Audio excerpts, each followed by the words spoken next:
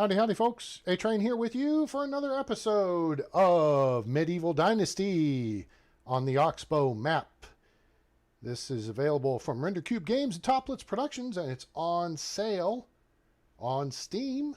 It's 25% off, so it's a super fantastic value.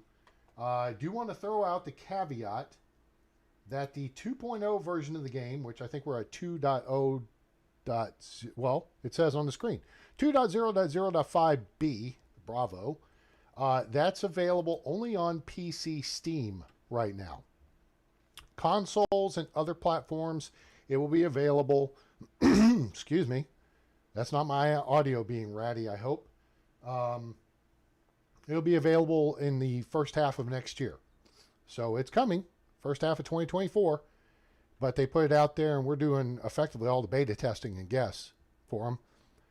They do have a testing branch. I'm not part of that, but they're doing a lot of fixes and stuff. And one of them, I think, that snuck under my radar was the fact that when you jump into the menu, time stands still. So it's 1346. The clock is on hold. So, and I'm pretty sure that's how it is. So, A-Train. Let's talk about upgrading buildings. Indeed, let's do that. It's raining. Summer storm here in the Oxbow. Here's our resource storage building. And we have unlocked the upgrade for it. Not there. Technology. Let's see. Resource storage 2. Hooray. So this will upgrade us to 2,000 kilograms of storage in this building. And now we have 2 additional resource storage ones on the map. We have one actually over here at the cave at Piastovia. Okay. And then we built, last episode, we built one over here by Skunky, which allows us to extract from this mine here. And this mine is a mine, okay? It's like Van Halen's song, Mine All Mine. You can actually go in and extract iron from it. Now, you can't do anything with the iron except make it into bars at your smithy until you unlock the tier 3 smithy. However, you could make it into bars and go sell it or just stockpile it. So, anyway, let's focus on this. Let's upgrade this building, and I've got the materials already on standby. Well, how'd you know what materials to get, A-Train? There's a link in the description below to the wiki, and the wiki page for buildings, and it will tell you that you need 92 logs and 30 planks plus the base. All right? So I've got those standing by for us right there. All right, so here's what we're going to do. We are going to hit the button to open our build menu and go to buildings. And this is how you do this for any of the production buildings. Okay? Click on the building you want resource storage to, and notice it lights up with green. If you're not not aligned, it's going to be goofy. So you lock it in so it's green. See at the bottom it says building upgrade. All right? So we're going to place it. Now the building's blue. Now your storage is still all in there. Okay? So you still have access to this. Okay? So you don't lose anything. But I've set the materials aside so we can knock this out. All right? And so, whoops, we're not going to do that. We're going to pick up these logs here. And we've got planks for the roof. So this is where you upgrade from wattle and sticks and straw to logs and planks. Those are your tier 2 upgrades for your buildings. Usually they double the capacity of the storage in them or something like that. Now notice at the bottom left we have activated our tier 3 builder's trance, which means we build 30% faster.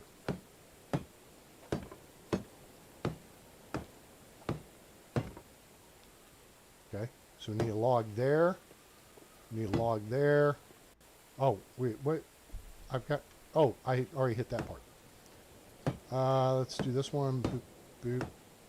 And as long as you are completing a section of the building, okay, then the clock will reset with each section you complete. All right, so now let's take this group of logs. Let's move over here. And this, see at the bottom where it says 3 with the green clock that's ticking down, the red thing means we're overweight. But the green clock is built. Now this is what I tell you. Get yourself to a position where one crack resets the clock. All right, we're good there. Let's do 4 over here. Quick 5 over here.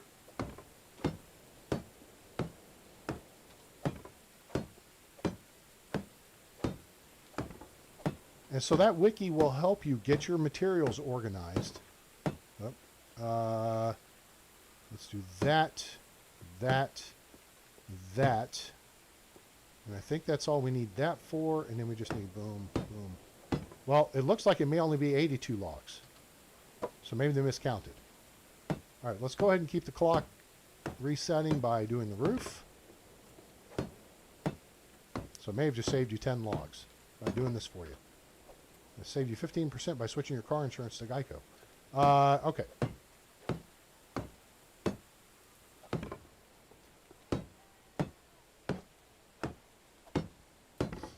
And that is how you upgrade your storage building, ladies and gentlemen. And now we will put these 10 logs. Yeah, okay. So it was wrong. It's only 82 logs, not 92. And that's great. We just saved 10 logs. So what a deal. And that's how you get it done. So if there's any other buildings, I don't know if we can upgrade. I think I've already upgraded the workshop. I have, because it's logs and wood planks. I've upgraded the smithy. I'm waiting to upgrade the sewing hut, but that's actually going to take a bit. We've been working on the houses. I'm going to not stand in the rain. I'd like to upgrade this woodshed. We're working on woodshed 2. So we've got to build stuff, which we're building. And then this creates another position. Now, if you have your village going, you may want to just build a second woodshed. That really is, I'm not going to do it here because I don't want to get rid of these berries. I know it's kind of, you know what, that's not just kind of stupid, it kind of is stupid. At this point I can get berries anywhere. Or I could just build the woodshed somewhere else. It's not a big deal. But there's berries right here. I don't want to build it right here either. I could build it right back out of the smithy, but I kind of, let's see if it would fit, because it may not fit. Could I put, I get to a point where I want to build a second smithy when I get enough stuff going on. Because then during the day, if your people are working, you don't have to knock them out of the way. If you want to do something, you just go to your smithy. This is their smithy, right? There's their smithy and there's your smithy. In which case, this would probably become their smithy. So let's see here. Let's hit that. Let's go to production buildings. Let's go smithy 2. And if I face west, kind of line up with that one. Let's pull. Oh, nice. It's going to fit. Hooray and huzzah. Yeah, so that's where smithy 2, number 2 will go. All right, so we can put a second smithy there. That's swell. We've got these here. A woodcutter shed, though, is important. You may need 2 people cutting down trees and eating their lunch for you. I don't know if it'll fit here. This is extraction. Woodshed. Oh, it will. Question is, can we get this real close? I don't want it to look stupid.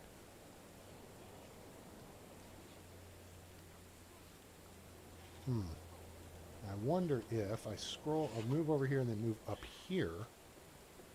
And then I can look down a little better. We're going to lose a few of those bushes. The berry bushes.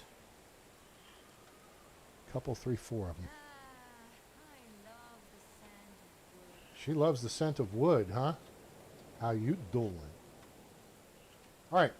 So that's how you upgrade your buildings. We lost a couple, but that won't kill us. We're finding places around the map, and we're collecting enough meat that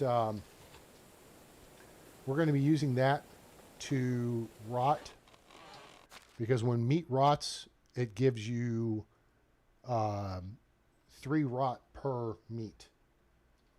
So that works out pretty good. But well, and I know I have enough to get us. I know I have enough. Okay, we have fertilizer. Okay, so our guy's creating fertilizer, which we're going to take this. We got to go down and take a bath real quick anyway. Let's grab this. Oh my gosh.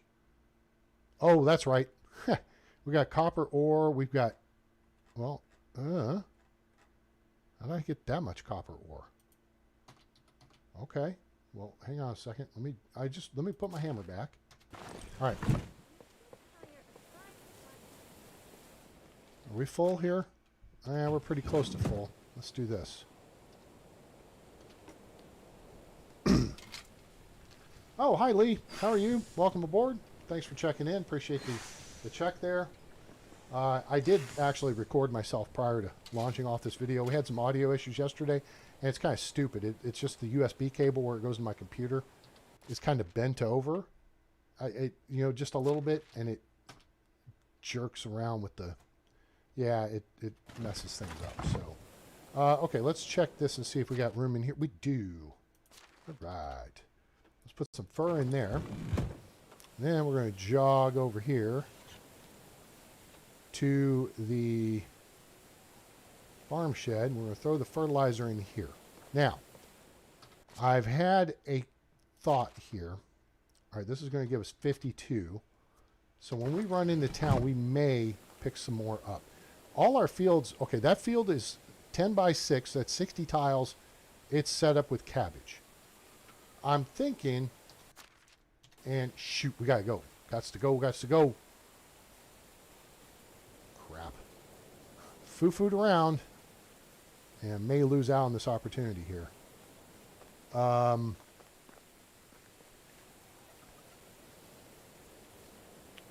But I was going to buy some more cabbage seeds. I don't know if I'm going to do an entire field, but I may well. So we're going to see if we can catch Mark here. Marky Mark and the Funky Bunch. Before he gets off duty. All right, Mark, there you are. Hail, friend. Hey, what's up, dude? All right, so... cabbage seed. He's got plenty. So we're going to, you know what? Hell with it. Let's go big or go home, right? Let's get 36 cabbage seed. I love how the cost of tree seedlings has dropped precipitously. It used to be 10 times plus that. That used to be a lot more. So...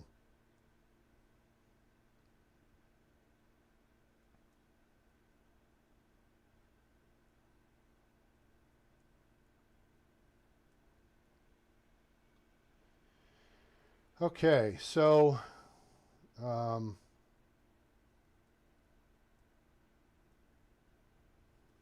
let's check. Lee, were you back at work today? I don't need daub. I don't need we don't need fertilizer. We don't need fertilizer. We don't need Whatever fertilizer. you need, so long. Yeah, so you know, wherever we need, you've got it, yada, yada, yada. Okay, so let's go throw down one more field. It just hit 6 p.m. The lights come on. When the fires and the candles and the lights come on, that's 6 p.m. and it's quitting time for everybody. Now, in Piastovia, most of the people go to the tavern. But it's kind of up to you. Now, the tavern keeper's usually there for a bit, like till 8 or 9 o'clock, so you should have a vendor available. And so the vendor, you'll have somebody that you can buy and sell from. All right, let's try these 2 bags. I don't know if that'll get us done. I already had 41 cabbage seed. How in the heck? This is me with a sideways face at myself. What an idiot. That's okay. We'll be all right. Not a big deal. When you got 7,000 coins in this game, you can do pretty much anything you want, and that includes make mistakes. It's not a mistake, it's a happy accident. Okay. This field's fertilized. Is this field fertilized over here? Oh, that one's planted with poppy. Okay. We're going to have a lot of farming to do here. Oh, I need to right-click first, click that, and then click that. cabbage is the only thing you can plant in summertime. That works out if you... There's a couple things you can do. Now remember, in my estimation, managing your fertilizer is everything. Okay? So early game, gathering unripe berries in spring, like for spring of year 1, you're going to have to buy fertilizer. So to me, you just want to get a 10 by 6 field, and maybe a second field, depending on if you're finding seeds and stuff around. The 10 by 6 field, the initial one, you want to put flax in. You want to get your flax crop started. And that's going to give you more than enough seeds for your second season, and then you can start your third season. You should have like 3 fields by then. Okay? And then you may have some to sell too if you want to go a little slower. That's fine. But if you pick up some cabbage seeds, if you pick up some poppy seeds or other seeds, you might just create a second field that's going to help your farming skills. And go ahead and get started with that. Get those in the ground. Okay? So that's the smart way to go. Now, with that said, if you in the spring will gather unripe berries, okay, and we've talked about this before. Each unripe berry, if you leave them outside, you don't put them in storage or anything. Leave them outside. When the season changes, they'll rot. It takes 10 rot to make 1 fertilizer. 1 fertilizer fertilizes 1 of these tiles that you're seeing the size of the seeds go down. That's a tile. So to do a 10 by 6 field, you effectively need 600 rot. Well, gathering unripe berries, you can get them pretty quick, and you can get a lot of them. Initially, you may only be able to carry 500 or 600. Whoops, I missed that toss. All right. So just drop them outside the barn. Oh, there's that bag. Oh, it looks like we're going to get through this. And then get whatever you can in the ground and start working on your fertilizer production for summer. Now, in summer, the only thing you can plant is cabbage. And it will harvest in the fall. So your various crops, cabbage is also what I mean, right now that they've moved pottage up to number 13 on the priority list for villager demand, it's more in demand, but it's also less valuable when you sell it. It's only 12.5 coins, and I think it used to be 25. So you used to be able to make a ton of money making stone knives, selling flax seeds, and making pottage. Okay. Pottage, you don't even have to have the kitchen. You just have to have your cauldron in your home, and you have to have... Oh, I need to... It's raining pitchforks, yeah. Let me run down, speaking of, let me run down and take a bath real quick. Let's go jump in the lake. Anyway, ready? Doing, ploosh. Cannonball. All right, that'll do. All right, we're clean. Hooray. I mean, the season's almost over anyway. At midnight, it's going to reset, so 4 hours. We could have made it, but we don't have to eat or drink before midnight. We're actually okay. Let's grab some more steak, just to keep our stocks up, stocks of steaks.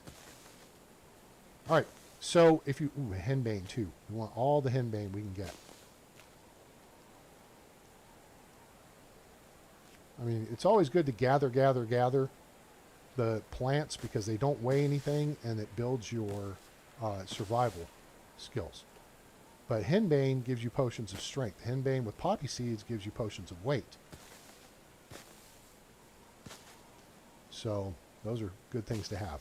As you've seen on previous videos, we put those to good use in the mines. The potion of strength allows you to cut down a tree, say with an iron axe, in just 2 cracks. Whereas without it, it takes 3. So that saves wax with the axe, as it were. Wax with the axe. Wax on, wax off. Just take a gander around here if we see... Aha! So planting in the spring, you've got several crops you can plant that harvest at various times. Hi, Ambry. Welcome aboard. How are you today? Cabbage, flax, and onions are one season crops. They plant in the spring, they harvest in the summer. Now, cabbage also plants in summer and harvests in fall. So it grows very quickly. Wheat, oats, poppy, and beetroot, and carrots plant in spring and harvest in fall. They are two-season crops.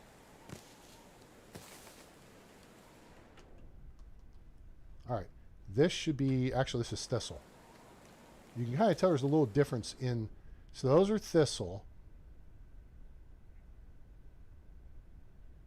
There's a bunch of thistle right here. I don't see henbane, but thistle's good to have. That is St. John's wort. No, it's chicory, I'm sorry.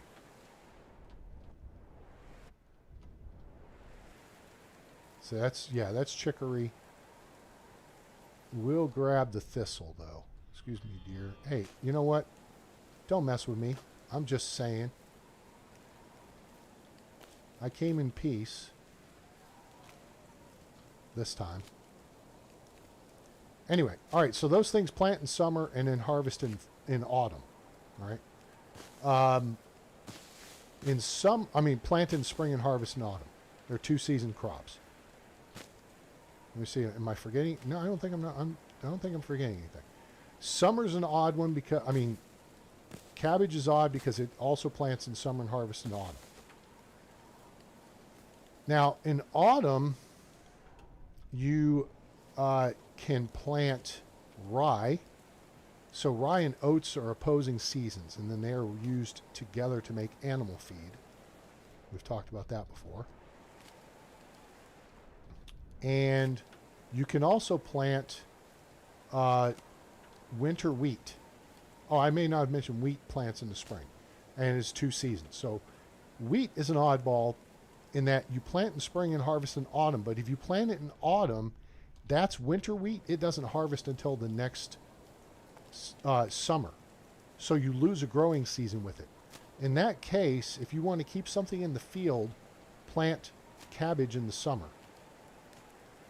And then the field will be full all year. You'll have two plantings, which means you have two fertilizations. And in the end, this is what it comes back to, is your ability to fertilize your fields. Okay? If you gather a ton of meat and you get close to the end of the season and you haven't used it, don't try to cook stuff at the last minute. Like right now, if I had cabbage or beetroot and all that meat up there, there's no point in me cooking it now. Why is that, A-Train? Because in an hour and 24 minutes, when the season changes, that stuff loses some of its freshness. So you wait till the next season. I mean, if it's the middle of your season, then you can do it. If you're going to say go sell stuff, you want to sell stuff when it's 100%. Okay. So don't make something that's going to lose its value in the course of the next 15 minutes of real time. All right. So winter wheat's a bit of a trick, but I would pair up winter wheat with cabbage if you just feel the need. And then in winter, the only thing you could plant is carrots, and those will harvest in the summer, which then throws you off because the only thing you can plant in the summer is, here's henbane. All right, so let's see. You see, henbane's just kind of small stalks. Okay, so we're going to grab all this that we can. Chicory's a little more flowery. Henbane is a little more weed looking.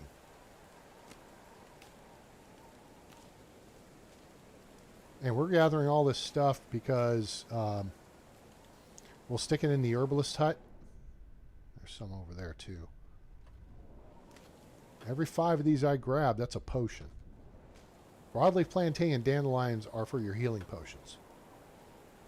Or just, you can use them to straight up heal. This is St. John's wort is an anti-poison. Anti-venom? It's just anti-poison. It's not venom when you get poisoned by food, you know. All right, deadly nightshade is for poison. We'll get this thistle, and there's more henbane. This is good. Remember, this is where you can take advantage of the game mechanics and overload yourself severely. We're not going to do that. We're not needing to do that. We're not in a position to do that. We're just going to grab a bunch of florals and go in. So now, so far this episode, we've taught you how to upgrade production buildings. And we've gone through the various crops and doing your, make sure you fertilize. That's the key deal. Ooh, there's a henbane right there. Anything else? There's a henbane right there. Hey, settle down. I saw another one over here.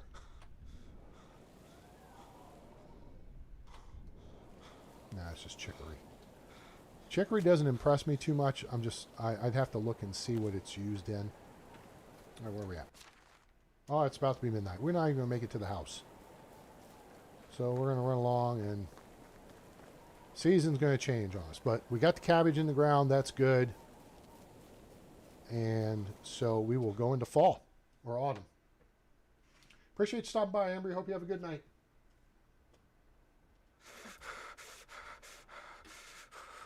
Really? Seriously?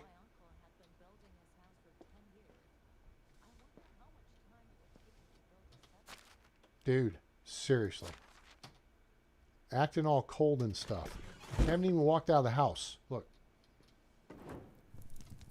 Okay? Now, let's see what we got on. We took our hat off. All right, but see where the temperature tolerance is? All right, and we're at 6% heat tolerance, 22% cold tolerance, which seems weird that this bar is where it is and this is 22%. Doesn't that seem weird? That seems weird to me. All right. So let's grab our felt hat. Did we have a different one, or is that our stylish? No, that's our stylish felt hat. That'll warm us up. And let's switch back from, we definitely want to change our tunic for a, I don't know if we want to do simple linen shirt. Maybe. We'll try that. We're going to switch to our noble boots. Kick the shoes off. Trousers with cuffs are +5, but joined hose are +13. So I guess we'll change our pants. Ladies, don't look. And maybe put on a long fur hood. Let's see how this works out. All right. So, yep, close your eyes. Close your eyes. All right. Let's put the hat on because that's important. Yeah. There we go. All right. Put some pants on, dude. Oh. Dude. Where's that well? All right, now we're already at 27% cold protection. We still are topless. All right, so where's that stupid shirt? All right, that took us to 31%. And the noble boots blows it up to 53. And long fur hood. All right, that kind of looks cool. 74%. I think we'll be okay. But if we get cold, we'll put the gloves on. It seems ridiculous that it would be that cold this early in the season. So, I mean, if we put the quilted vest on, that would be just in excess, as it were. Like the band. Yeah. No, I think we'll be okay. I think. It's possible that we won't. Oh, look at all the crops. We have so much work to do. It's not even funny. Now, we do have a barn worker, and we could put him to work doing this. But, look at this. We got poppy over here to harvest. Oh, here, let me go dump this stuff off while I'm thinking about it. We got mushrooms everywhere. I may well move someone into here. All right, we got chicory. All right, so chicory is 35 seconds, 8% less food duration. That's just by itself. I'd have to look to see what potions it's useful for. Dandelion, 18, that's good. I think we took a hit from a wolf last episode. Henbane, all right, there's 15. That's 3 potions right there. Sweet. And as soon as we go get that poppy harvested, we'll go thresh it on the barn floor. And that will give us poppy seed to make potions of weight. For what? Potions of weight. Wait for what? Wait. Yes. Like you can lift more weight. Oh, I thought you wanted me to wait for something. No. Shut up, A-Train. Now, I didn't get to it because I foo-fooed around just a little bit too long, but that's okay. So let me show you as far as the food goes. All right? Because this matters. So we have 425 meat. Notice how it's at 87.5%. If we had made... Oh, something rotted. Well, that's okay. Let's get this out of here. This may be poisoned. Yeah, this soup's no good. So we're going to take that out and get rid of it. Your people, you don't need anything under 30%. Okay, this soup's still good. This pottage is still good. If you cook this stuff, I forgot we had onions. Okay. Mushrooms are rotting slower because it's been a year since I've picked these. And they're only at 50%. That's not bad. Actually, the woolly milk caps are supposed to be in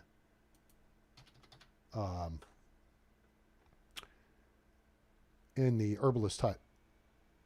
We have 4 full buckets of water. There's 1, so it's 5. Okay, so we have probably a couple of empty buckets of water. Get buckets. Let's go put those mushrooms up here while we're thinking about it. Now, if you know mushrooms, these are bitter bolé mushrooms. I guess it's bolé. I assume it's French. They have kind of a whitish, light tan top to them. These are parasol mushrooms. The bitter bolés are used in the herbalist hut for potions. Parasol mushrooms are used to cook with. You make mushroom soup with 1 parasol mushroom, 1 bolé mushroom, not bitter, bolé mushroom.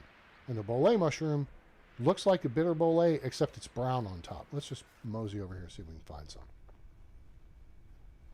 It's easier to show you. All right, these are red pine or woolly milkcap. Red pine mushrooms are for cooking. Those are bitter bolé. Now, this is interesting. I don't know if they've changed their little tweaks they're making. Okay, here's a cluster of... These are bitter bolé. All right, so these are in a lot greater numbers than they are in the original game and on the Valley map. Typically, your herbal mushrooms, which are used in the herbalist hut, are your bitter bolé, woolly milkcap, and fly agaric, which is the Mario Kart mushroom. It's red with white dots on top. Okay, and what would happen on the other map? You'll find one, and then there's another one about there, and they're in pairs. It's kind of weird. It's like there's a male and a female, right? On this version, they're in huge clusters. All right, let's see what these are over here. These are bolé. These are the good ones. See how it's brown on top? It looks like a bitter bolé, but it's brown. Okay. So those are the ones you need. Those, the red pine mushrooms, and the parasol mushrooms, along with 1 meat and wooden bowl and a cauldron to make mushroom soup. So that's what you do with that. That's the distinction between the 2 types of mushrooms. So far this episode, we have covered how to upgrade your production buildings, farming tips and when you can plant stuff, and knowing your mushrooms. All right, so let's do some farming. I think I'm just going to drop this. I'm not sure how this is going to work out. All right, see how we got a bunch of rot here? We got over 1,000 rot, which is great. Yeah, I'm carrying too much. That's okay. We're going to put it in here. See how there's already 1,000 rot in here? That's fertilizer, folks. That is almost 4 fields worth of fertilizer right there. And that's awesome. Now, our guy's in here. He's working on the threshing floor, but I don't think he's actually threshing anything. So if we look at, I've got him assigned. Nothing is true. Everything is permitted. That's right. What I've got him actually assigned to do is nothing but making fertilizer. So if you go into farming in the barn here, click on this, fertilizer working 100%. Okay? But sometimes the animations will have them move around to the various workstations and do different things. All right? So we have all this cabbage to harvest, which is cool. It's cool. It's casual. I gotta drop this soup here, and we're gonna find out, I guess, at the end of the season what the hell good that does for us. Because there's not a trash can. I love the smell of fertilizer in the morning. All right, I like it. There's a nice little Apocalypse Now reference. Love it. I'll have to make a note of that for next time I get in the discussion with people. All right, so the cabbage is there. We have 2 fields of cabbage. We actually have 4 fields to harvest right now. 4 fields, people. That's a lot. So we're going to get us some points in our farming. First off, we're going to put this bronze scythe in slot 7. The other thing we're going to do is just go ahead and just set down our other stuff here. We're going to set down our crossbow and our iron axe. Let's make it did.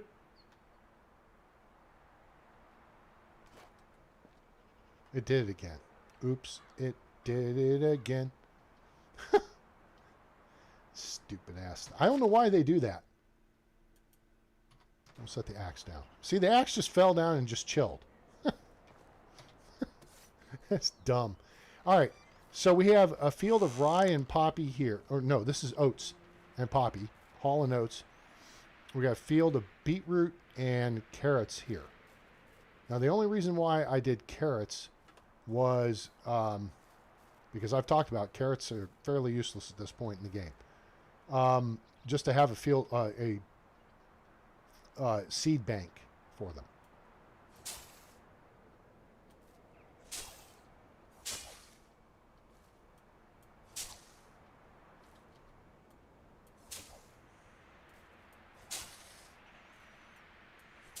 So now the oat, this is going to give us a lot more work to do in the barn. Oh, actually I meant to check something. Let's take a look at our skills. Take a look at our farming skills. We got 882 of 1,250. I submit to you, we may well break through to level 6 with this harvesting activity. And if we don't, and then level 6 will give us 2 more points. We'll probably put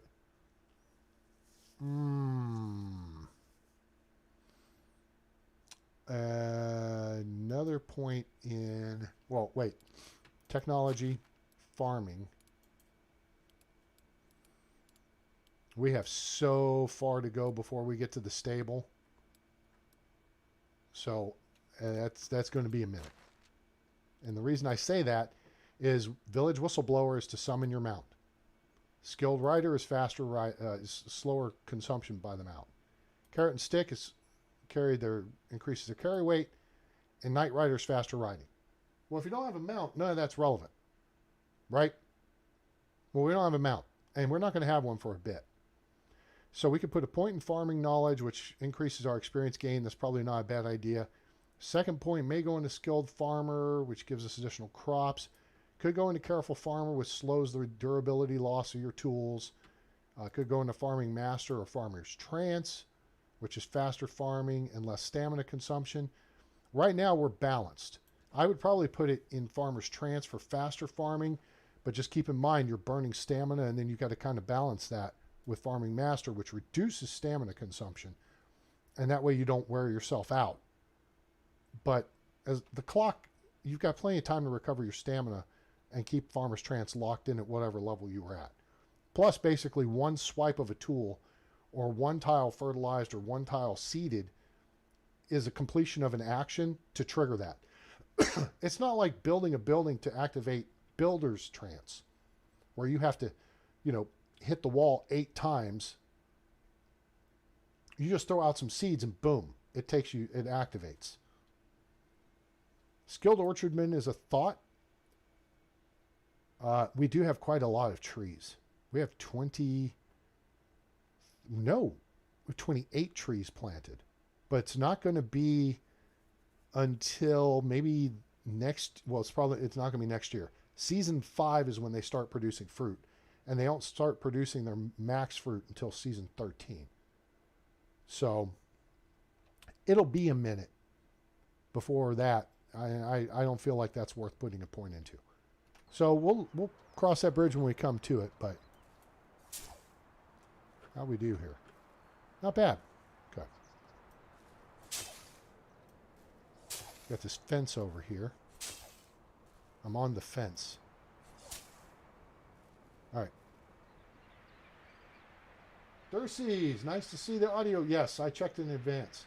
A little quiet. Have to turn my volume up to 61 for you to sound normal. The part of it is my microphone is off to the side of my face. I don't talk directly into it. So maybe just repositioning there will help a little bit. And the problem is I don't want to clip out. I don't want to distort. So it would probably be better if you just turn your volume up a little bit. And I'll try to keep my mouth position, in front of the microphone. So hopefully this is a little bit better. I may have had it just a little off to the side and I'm talking across the front of it. Why do I feel like I'm... Oh, because I probably was swiping left a little weird.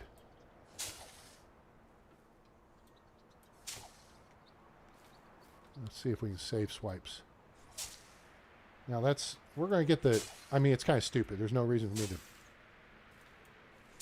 Yeah, come on.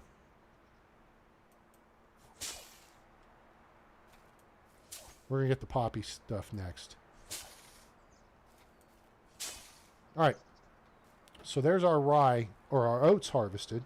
So now we're going to be able to start production of animal feed. And we are going to be well ahead of that. And we're going to go get some pigs. So we got to go to Ostoya to get piggy. And then that's going to start our manure production. Hooray. So in the end, that will be a feed them and get poop in return deal. And piglets, which we can sell or we can slaughter for piggin'.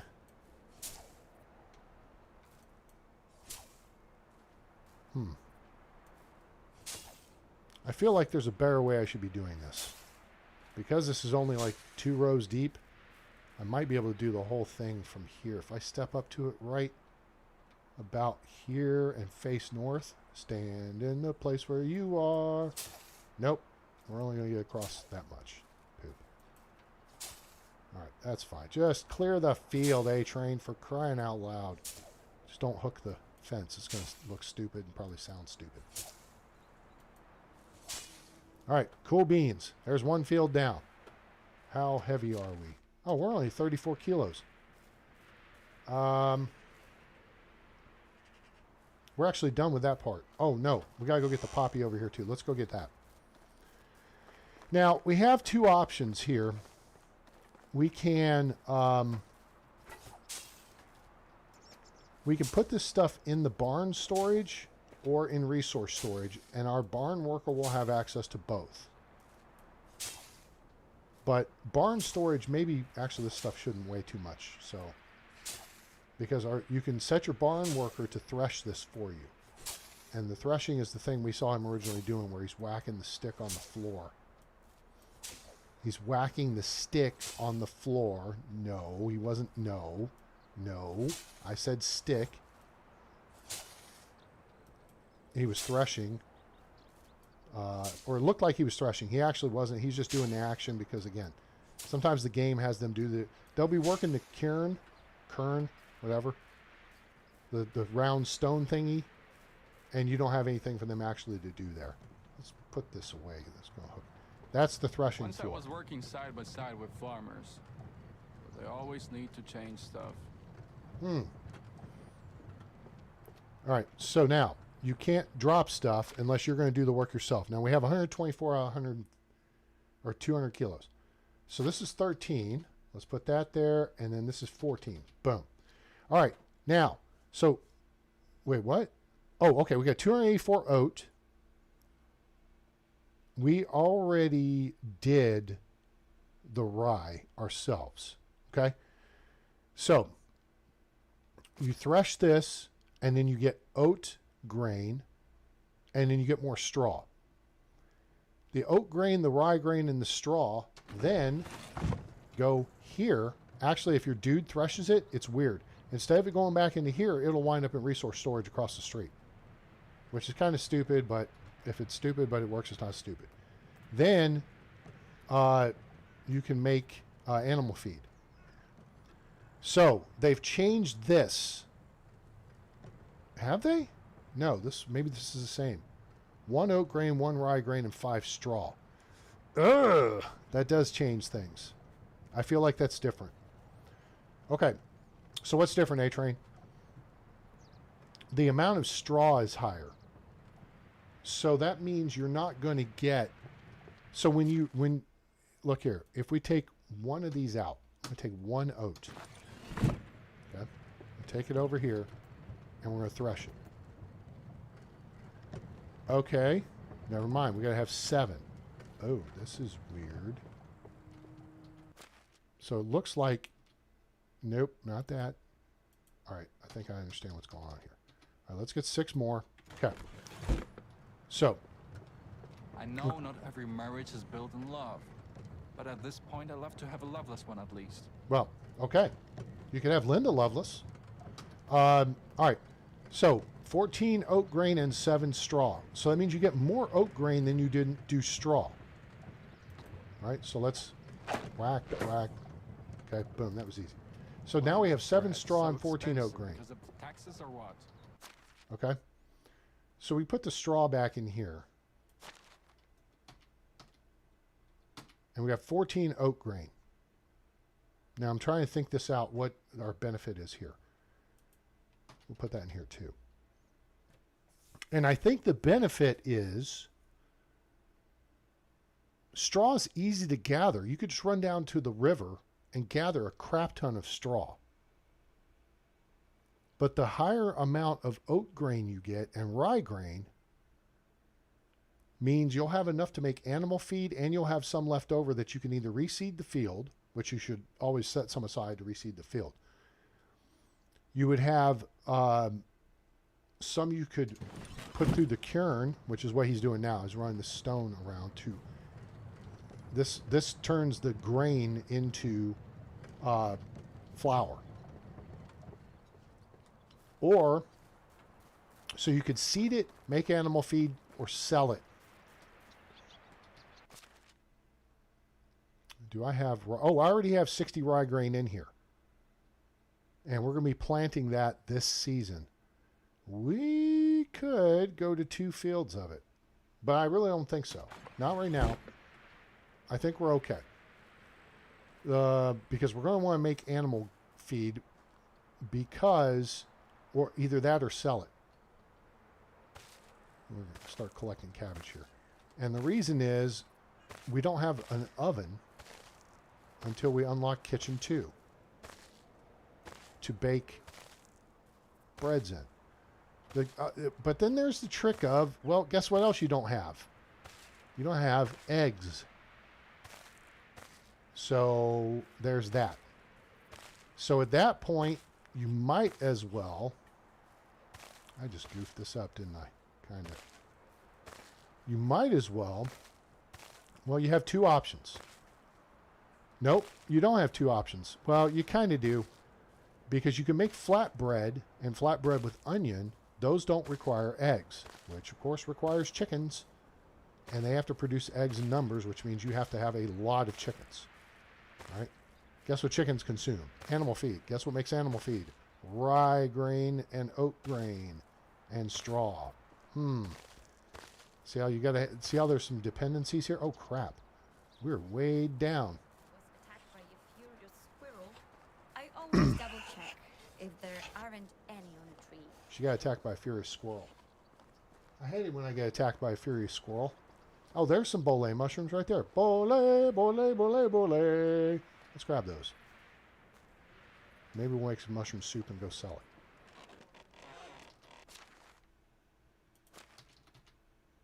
And see, these are at 50%, but it won't matter. When you cook them, your finished dish will be at 100%. 480 cabbage. Oh my gosh. We're going to have so much food up in here. That's awesome. Because then we can add cabbage to the list of stuff we could just throw down to let rot to be fertilizer in spring. All right, we just got a few more here. Let's grab this. All right, so we're talking farming. It's Farm Talk here on the channel with A-Train. Welcome aboard. Grab your hayseed and where are we weight-wise? We're at 32 kilos. All right, so let's do this. First thing we want to do is come back over here. Now we got 41 cabbage seed. We got 128. So this is 2 fields worth of cabbage seed. I feel like we could do 3. So what we're going to do is transfer all this over. We're going to get this number up to 180. So we just need 11 more cabbage seed for here. You see the numbers I try to get to is a multiple of 60. Onion seed 60, rye grain 60, beetroot seed. Well, we're going to be harvesting beetroot here in a minute. Cabbage seed we're going to take to 180. Carrot seed, we're going to be getting that here in a minute. So if you are picking up what I'm laying down, the sooner you can get this stuff in the ground, the key trick is going to, and of course now you can go sell it, make money, and if you need to, you can go buy fertilizer. Or you can lay on the ground and rot for next season and then turn it into fertilizer. But what if you need to use it this season? Well, there's your trick, isn't it? All right, we're already at 65 kilos. Let's, nope, don't need that. Which just makes sense. Cabbage ain't light. I mean, you could throw a head at someone's head and hit them in the head, and I don't think they're going to be dead. There's red pine mushrooms. We'll grab those. Give me that one too. Thank you.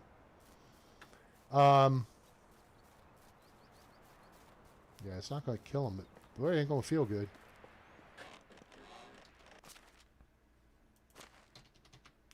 So much cabbage. Planting that second field is a big deal because we're going to get more seeds back than we started with. And we're going to have a commodity. So we could sell the cabbage. We could make it into pottage with all that meat we've got stored up. We're going to transfer 11. So now we have 3 fields worth of cabbage seed. Okay.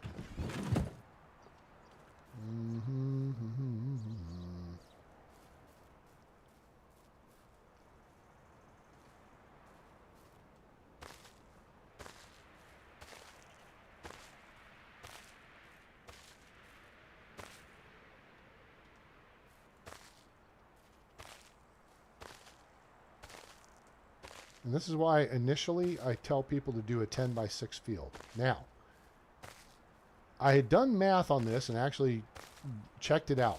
In the original game, so if you're still playing on console or you're not playing on Oxbow 2.0,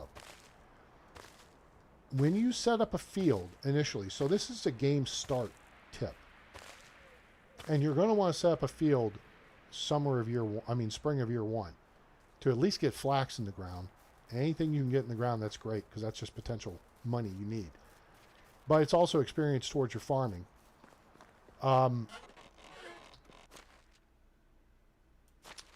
Let's 10 by 6 is a very manageable number for you by yourself. Okay, very manageable number. All right, 15 kilos. Is that just the seed? Oh, let's go put those mushrooms in there.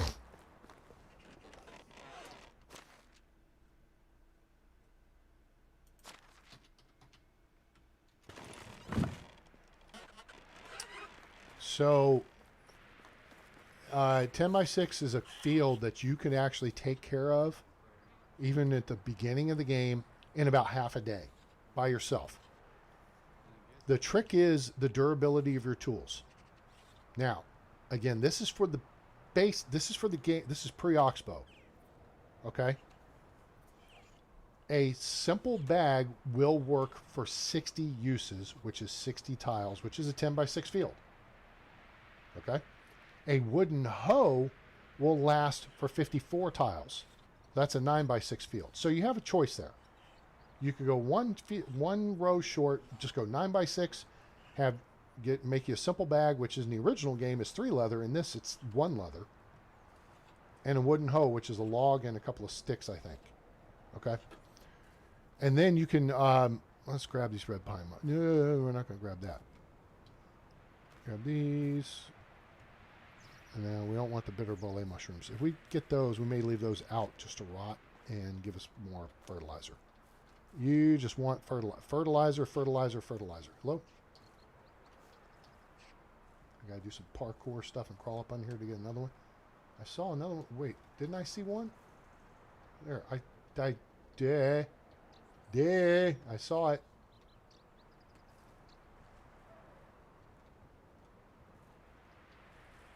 Did you guys not see? I saw the thing.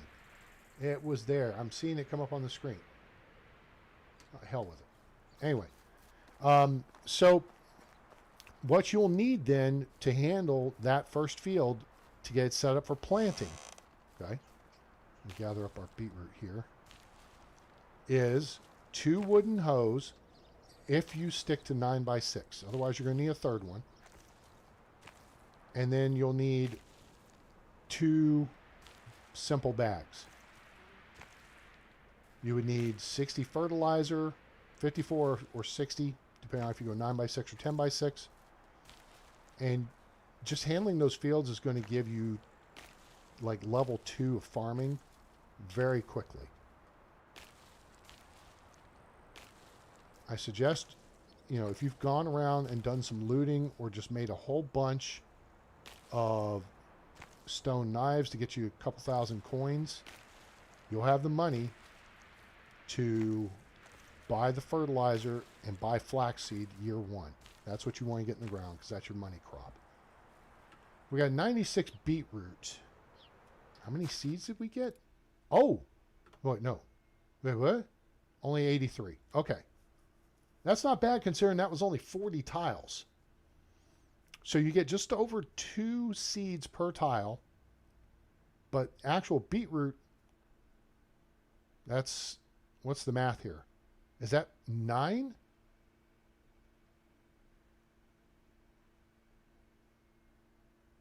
Do I know how to drop fert? I do not know how to drop fert on 2 plots at the same time. That's, you know what? Please, feel free. Guys, if you have tips, feel free to throw those up on the screen. Tips about playing the game, not just the tip. Yeah, no, let's not do that. Shut up, A-Train. See if we can get all these carrots picked up here. Then we'll be done with our harvesting. And we're going to refill our seed bank. Yeah, we're going to be okay. So like I said, if you're just starting the game and you're not playing Oxbow, there we go. Harvest complete. Then that's how you should start spring of year 1. Get you 1 field, if not 2 in the ground. Cabbage seed, we've already got 108. Yep, okay. So beetroot seed, we've got 3.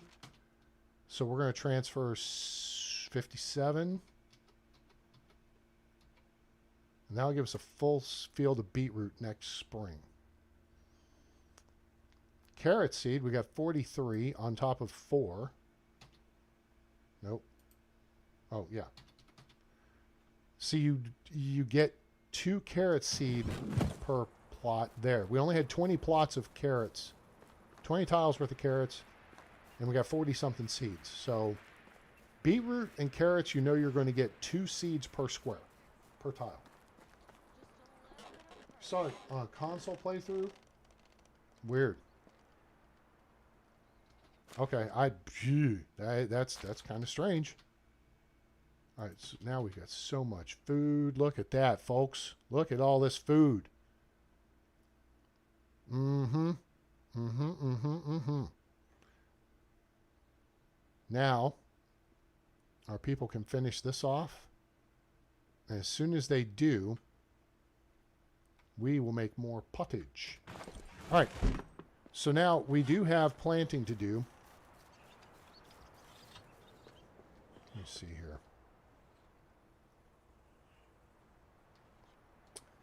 Let me think of how I want to do this. I don't have the guy planting, so it doesn't matter. Oh, I don't need the scythe in my hands. Do need some high quality H2O though. Well, exactly.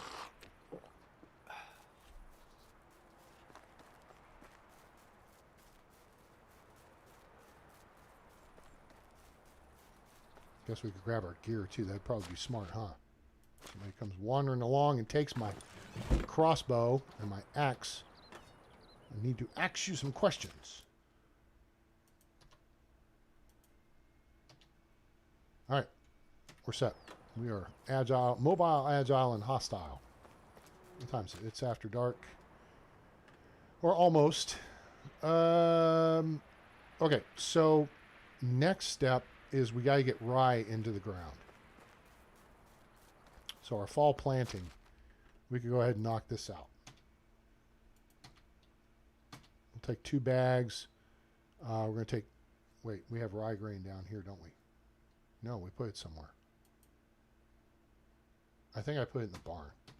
All right, so there's 60 rye grain, and then we need 60 fertilizer. So there's 52. We need 8 more. There should be enough here in the barn.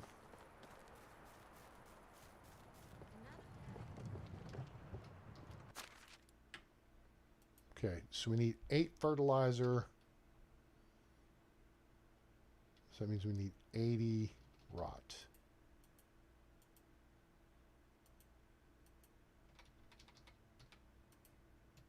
Now, what's interesting is our guy is actually making stuff. He would be here. He just finished work, so he's off for the day. But you make fertilizer here. He's assigned to do nothing but make fertilizer. But he's over there working those 2 positions. That keeps the workbench clear for us to do what we need to do. Otherwise, we'd have to bump him off. But we could just go to resource storage because the stuff he's made is in resource storage. Which it'd be great if you could say, hey, put this there. Not there, there. No, not there, there. Where do we want to put our rye grain? Over here? Sure, why not? All right, so we need to put the bag in our hand. Let's put the crappy one first. Put that tile 2. Right click, click, click. Okay, so now, have I given you enough information regarding getting your farm started for everything but Oxbow? Because the trick initially with Oxbow, and apparently this has been corrected now, is you couldn't start and change the settings before starting the game. You were stuck with the 3-day first spring. Apparently that's been corrected now. So now you can make it as long as you want, which then means you have plenty of time to go loot everything, which we've talked about before. The things you should go loot. If you have missed that or want to know, let me know.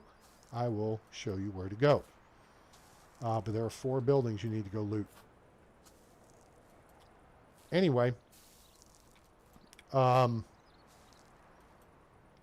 other things. But the 3-day season, if you only had 3 days to work with, all right, you should go loot stuff, because then you have stuff to sell. Oops. Then you'll have stuff to sell, which means then you'll have money to buy fertilizer and seeds, okay?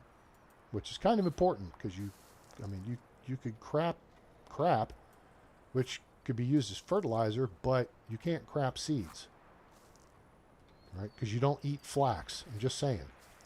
Just saying. In that case, what you need to get there. And no, I didn't just lose the fertilizer. If it fails to drop, it doesn't count against you.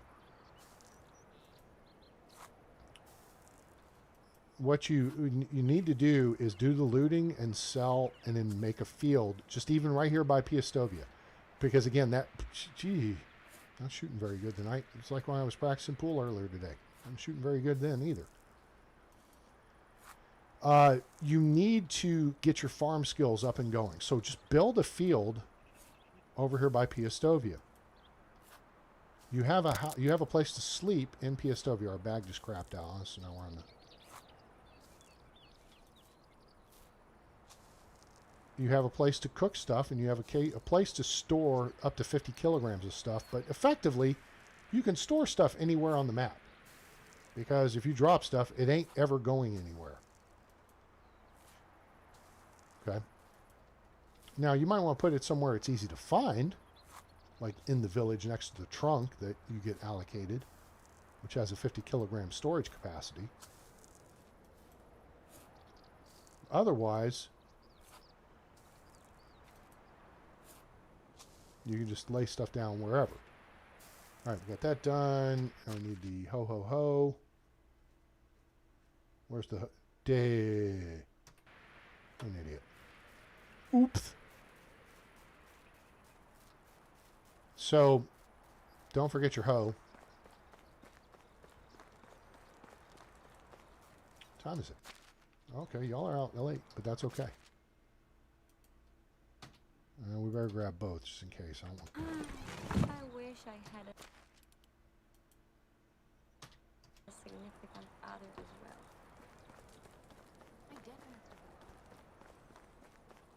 And what I would highly recommend you do is just get a field up and going. And I mean, it doesn't even have to be a full field, but what it starts doing is you've got to get flax in the ground in spring of year 1. It's just too valuable. And now... the fact that it only takes 5 flax stalks to make a linen thread, whereas it used to take 10, that's a huge deal. Excuse me. So, yeah, you got to get that done. I mean, linen thread would be just a moneymaker from the drop. Let's find out. Well, shoot, this is going to be a little bit misleading because I have barter tier 3. But linen thread, let me see if I can math this back then. If it's, say, in price 17, it's probably 6 or 7? I don't know. You can make stuff with it.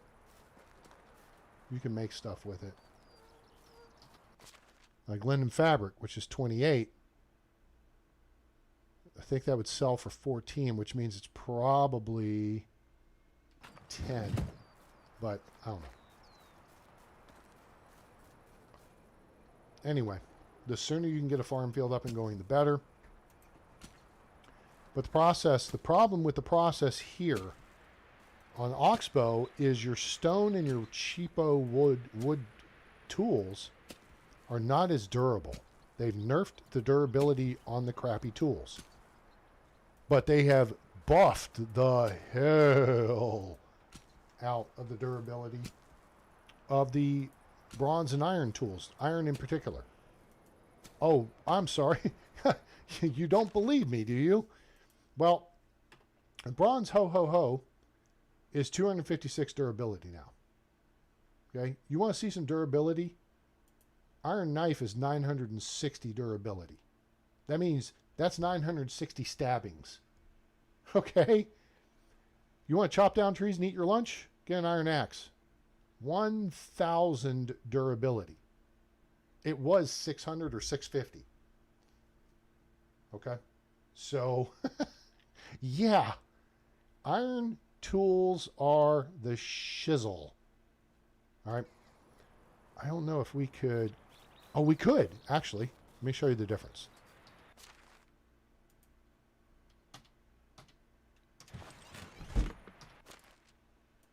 Here's a brand new bronze axe.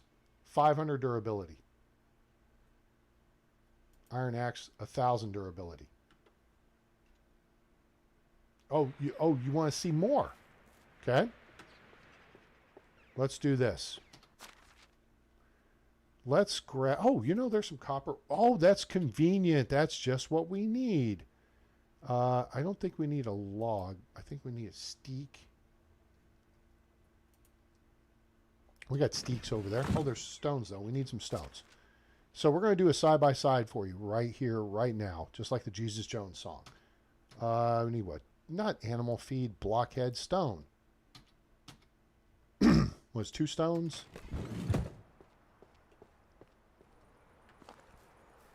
Put that down. Nope. All right. So let's forge some copper. Okay. There's copper bars. Okay, that's convenient. All right, so let's go to the workbench here. Wooden tools. Well, there's no axe, okay? So, wooden weapons. No axe there. So we got to get a stone tool, right? A stone axe. Oh, we don't even have to make one. Look at the bottom. 50 durability. 50. Okay? 50 durability. Stone hoe, 64 durability. If only I had a... Oh, I do. Bronze hoe. What is that? 5 times the durability of a stone hoe? So copper hoe is going to be somewhere in between.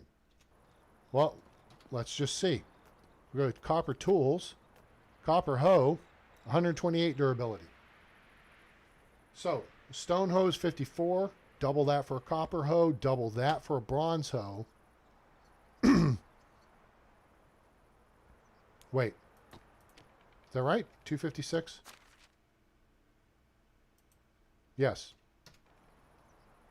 And then you'll be able to double that for an iron hoe. 512. Commander Miles O'Brien has reported for duty. Welcome aboard, sir. How are you this evening? All right. 1,000 durability. You need a hammer? Wooden hammer, durability 120. There is no stone hammer for some reason. Okay. Well, let's get a copper hammer. So, what was it? 120? Was it 120? I forgot already. 120. So I figure copper's going to be double that. Nope. Copper's 400. This is where the upgrading of tools in Oxbow has become a big deal. You don't want to work with the primitive crap. You want to get to where you're at least making copper stuff as soon as possible. And in part, that's why they, I think, have made it available to collect copper via your excavation hut, as opposed to waiting until you get the mine. Because if you, the player, can walk into a cave with a pickaxe and extract copper, which then leads to the question, well, why can't they extract tin or salt? But that's another discussion. You can extract copper, you can start making copper tools. And look there. 400 durability as opposed to 120. Well, that's cool and neat in a neat and cool sort of way. What about bronze? How about 1,600 durability? That's just a little bit more. But what about iron? You ready for this? Are you sitting down? Boom. 3,200 durability. Now, for the money, the bronze hammer really... And this, I saw this in the original game. Something seemed off to me. That for the cost, the bronze tools were more cost effective from a durability standpoint than the iron tools. But I think they've kind of squared that away here. Because when it comes to iron tools, the problem is you can't make them until you unlock Smithy 3.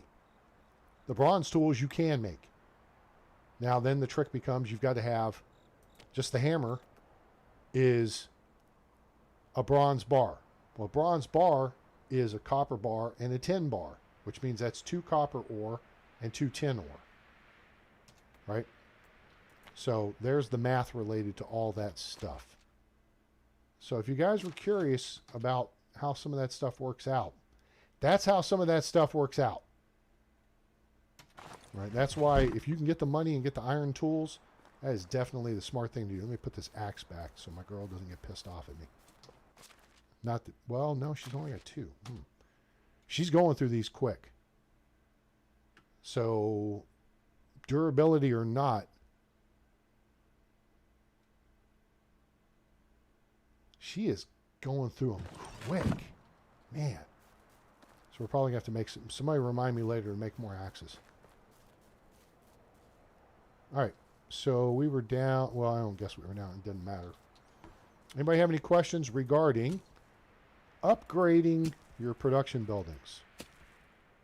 Different kinds of mushrooms. Farming and what plants in what season and harvests when. What to do to create fertilizer. And what the difference in tool durabilities is. We have covered all these subjects in this video so far. Hopefully you're enjoying it. I hope you give us a like. I hope you'll share with your friends and tell them about the channel. We've got thousands of hours of videos available out there for your potty entertainment. I know that's what you do. You watch while you're sitting on the toilet, and that's fine. It's like reading a newspaper. You think the guys that make the newspapers care? You want to read it on the bus? You want to read it at your lunch table or dinner table, breakfast table? You want to read it on the toilet? They don't care. You bought the newspaper. That's all that matters. Okay. We need to now El Planto. Nope. We're not doing wheat grain. All right. Remember when I mentioned earlier wheat grain in case you didn't believe me? There it is. You plant in spring, you harvest in autumn. But you can't do two cycles of wheat on the same field. Nope. Because winter wheat, which plants in autumn, doesn't harvest until summer. Clearly, it grows through the winter. That slows its growth. So if you want to do wheat, I would pair wheat up with rye. Or you need to go into like a 3-cycle thing where you do wheat, spring to autumn, wheat, autumn to summer, and then do cabbage, summer to autumn. That's a 2-year cycle. So you're going to have 3 field uses. So you're going to have enough fertilizer for 3 times in that course of that 2-year period. All right, everybody tracking? Wait, did I did. Rye grain. Okay, I just want to make sure I got the right thing. There we go. Hooray! Told you we were going to go up in farming. Just took a minute longer than I thought. Okay, so where do we put these points? Not going to do any of the rider-related stuff. That's going to be a while. We can do farming knowledge and pick up the extra experience. That's probably not a bad idea. I've got the one guy in here to work in the barn. I can continue doing the farming myself. This is why it helps to have 7-day seasons, because you can continue maximizing your work output to raise your skill level, as opposed to you're bringing in a bunch of villagers who are then raising their skill levels. Now, it helps your technology level, but it doesn't help your personal skill level.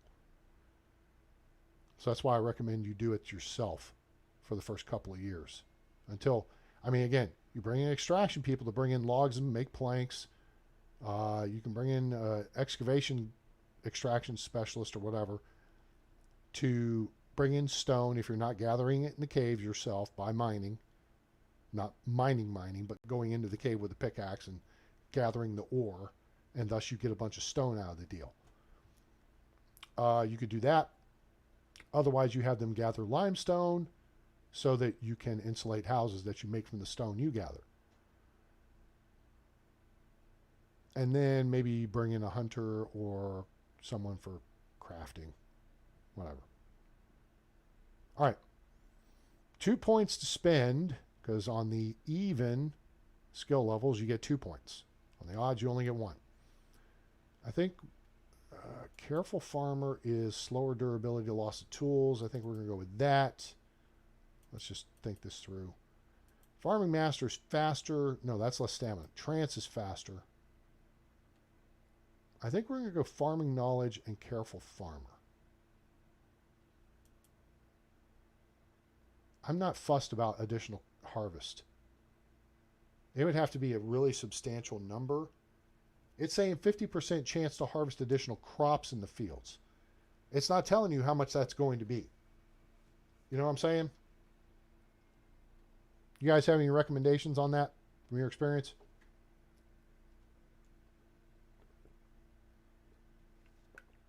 Let me drink it. High quality H2O.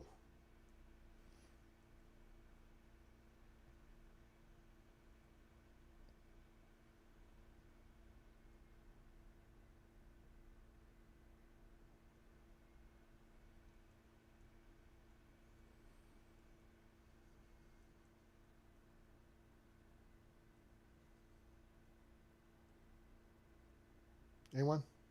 Anybody have an opinion?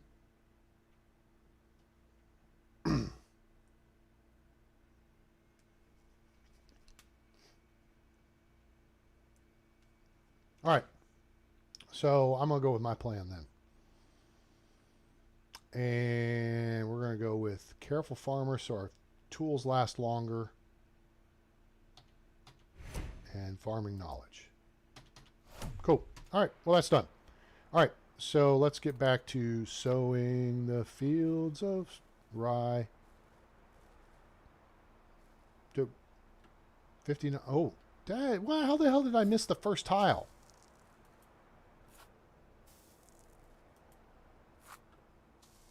Well, missed that one too. Dang, my shooting is off today. Man. I was doing drills, practicing pool this morning. Man, oh, that was a tough one. It was a Niels Fine drill called the Rack. And it was tough. Not going to give up on it, though. I will go back and try it again. I'm just not going to spend all day getting frustrated on that. I just got frustrated on other stuff, too. Okay, so let's get this rye. This rye now, we are going to, going forward, have a, and it may be this field. No, I don't think it's going to be this.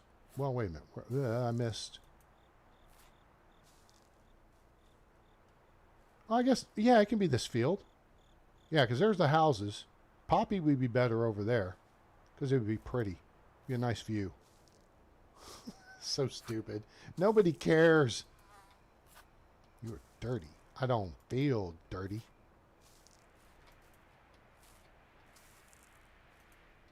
All right.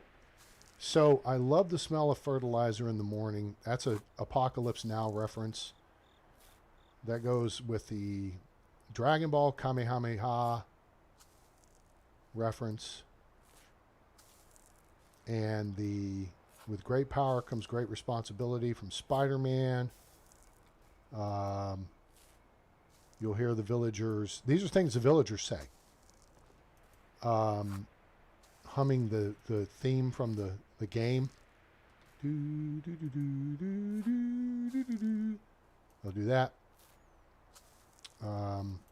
There's apparently quite a few pop culture references, which is kind of funny.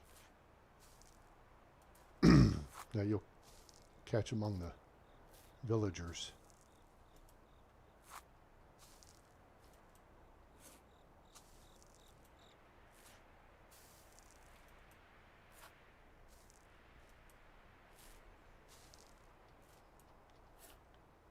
Once we get this done, I think we'll pretty much be done with our farming activities for this season. I mean, that's the first day, effectively, because it was summer when we finished, we did the upgrade on the storage building. And then we've done farming all day today, effectively. Now we could do some cooking. All right, that's set.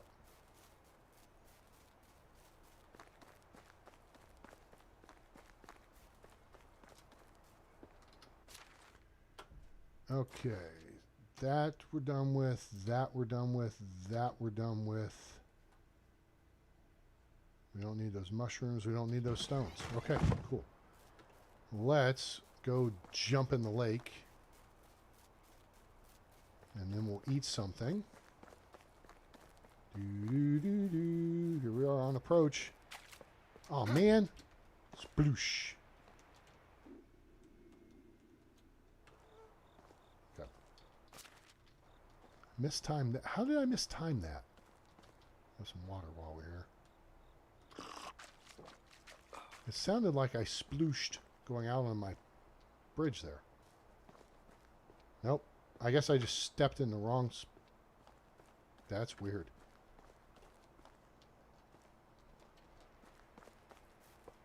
Nope. Okay. Whatever. Alright. What do I have on me I can eat? Salted meat. Meat gives you a lot more food now. Calories.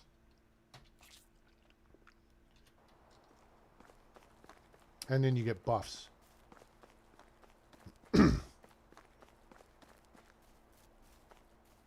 Alright, in theory I could wait till winter to do these fields or do those another time. I think you guys are tired of seeing me do farm related stuff, so let's do something else. I agree. We should do something else.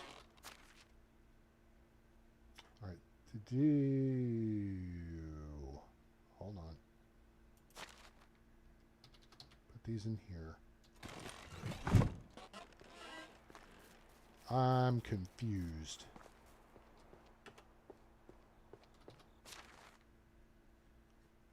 Okay, I don't need the stone.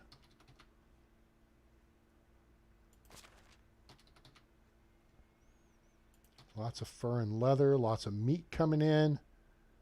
Oof, our hunters are actually kicking ass. Roasted meat. Oh, we can use that. Thistle. That should be over there. Tin ore. Oh gosh. We just got loaded up.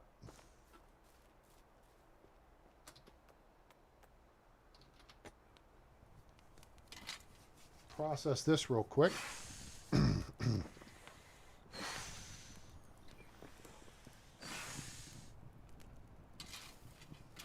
Anybody get anything exciting for Christmas? Anybody get the game for Christmas? Are you new to the game? Are you playing the game? Oh. Don't think we're going to be able to put this in here. 24 kilos. Nope. Well, we could take the 5 kilos of steak out, but that's not really going to matter much, is it? So we might as well just drop this right chaw. Actually, no, we're not going to drop this right chaw. I got stuff to put here, but I think this is... Oh, this is not full, but it's close. It will be with this leather. Okay, so that handles that. Let's run the meat back over here. And then we'll do some smithing. Boo, boo, boo, boo, boo. So much meat. Yeah, almost, we're closing on 600. That's great. I love it. Because in a minute we're going to make some pottage. Oh yeah, because our people, well, let's see if the food's still in there.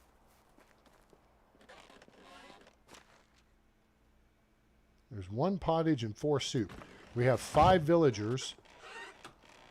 Right? We do. So I anticipate when we wake up in the morning, oh, Ricky has moved up to level 5 in hunting. Near Doc, she's a 5, which means Debbie, or Minor, she's getting close on going up. And then Berard is becoming an expert with poo, but he just got here. He's an FNG, and he's young too. And then Milo, he's almost, oh yeah, that's great. So we need to do some work on his house. Everybody else has got upgraded houses with insulation, shutters, maybe some rugs and some curtains or whatever. Curtains. Drapes. In the industry, we tend to call them drapes more than curtains. But whatever. Oh, I didn't eat what I picked up. No. How did I wind up with 43 meat? I thought I just dropped the meat off. Idiot. Oh, because I did just drop meat off, but I didn't drop that meat off. Having problems with my meat. Wait, what? Holy Jesus! Are we full? Maybe that's the problem. Oh, Christ, we are full. Oh, well, there's an easy fix to that. Wait, what's this meat here? That's 75%. All right, so that's part of this class. All right, let's clear that out. And let's clear... Sure. Clear that out. Oh, no wonder. We got 225 kilos of cabbage. Let's get like, I don't know. Not 260. Sure, that'll work. Oh, now we're heavy D in the boys. Now that we found love, what are we gonna do? We'll just use this capacity.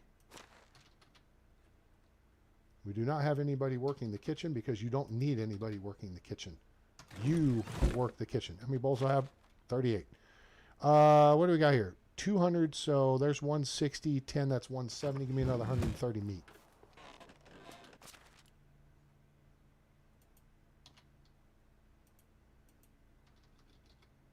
Boom. And then we just need 100 bowls.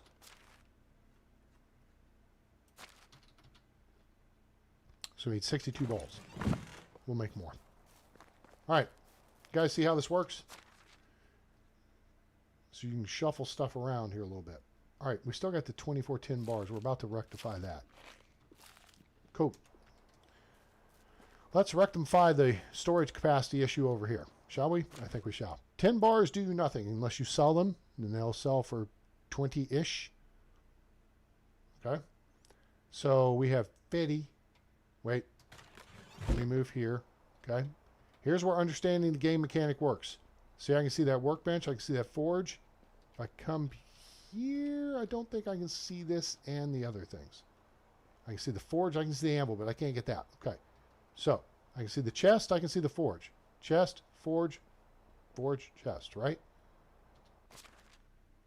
We're at 41 kilos because of all the 10 bars. Now we're overweight. Awesome. 74.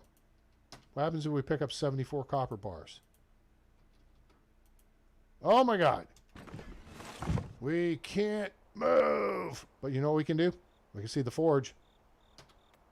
Mr. LaForge.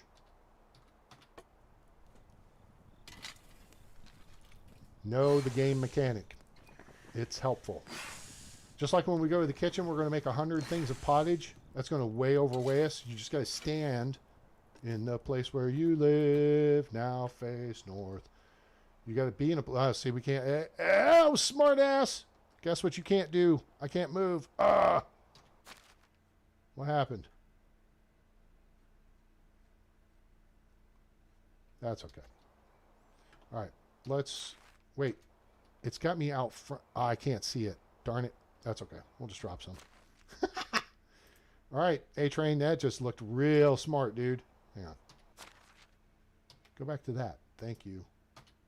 No, X. There.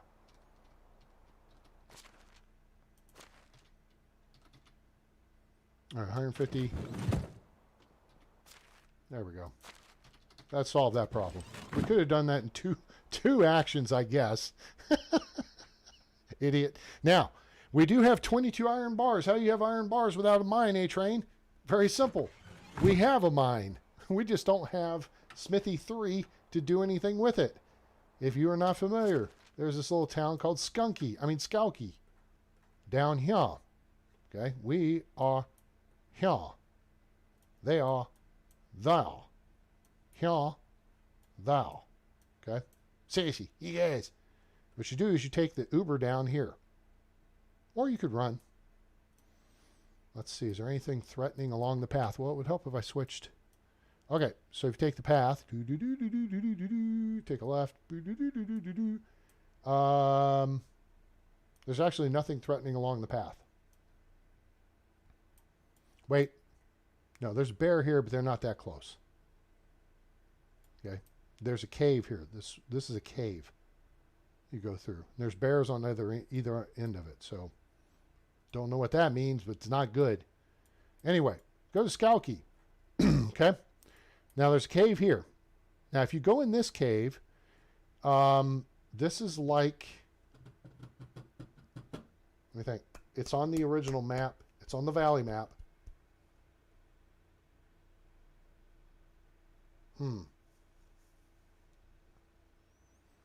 This cave, I think, is like Jezerica Cave, which is the one that's northeast of Jezerica.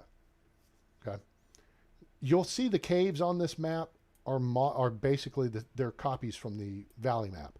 This cave here by Piastovia is identical to the North Cave on the valley map. So you'll find if you're familiar with it, you'll find your way. You're running in. There's a pillar in the middle. You got to go around that. There's an opening to the left. You take a right, go down a little bit. There's another pillar, and then it's a big donut and it's really low on the backside, about 1 o'clock.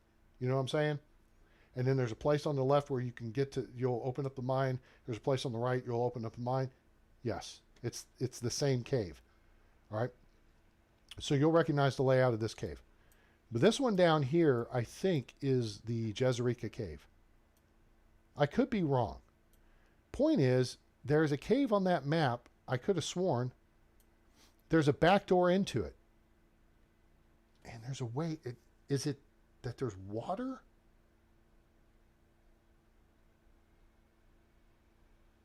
Oh, you know what I'm thinking of? I know what I'm thinking. I'm thinking of, oh, that's what I'm thinking of. It's the same as the cave in Sengoku Dynasty. The one that's at the town where they do the mining. There's a back door to it. Son of a bitch. Huh. Anyway, all right. So if you go in this entrance to the cave, it goes for a little bit, and then you go down a slope that apparently you can't get back up. And then you're into the actual cave itself, which is an actual mine. Okay? So this is how you can mine without having a mine. There's a mine. So you could take your pickaxe in here and gather all the ore that you want, including iron. Trick is, what are you going to do with it? Well, you got a couple of options. You could run out, spend money to Uber back over if you're close to a town, like we are, which seems kind of smart. Or you could build a resource storage building nearby, which also seems kind of smart. And this seemed like a good place. It's outside the lipstick line. This ground over here was not conducive to building on, and there were trees right up here. So this makes a lot of sense. Just build it up here on this hilltop. Well, it's not on the top. The hill keeps going up this way. But yeah, go in that mine and you can mine a whole bunch of crap. Salt, copper, tin, and iron. So then, hey, iron bars. First off, it helps your crafting skills. But then you can sell them and make a bunch of money, or you can just have a ton of iron bars. Right? Now, our girl is...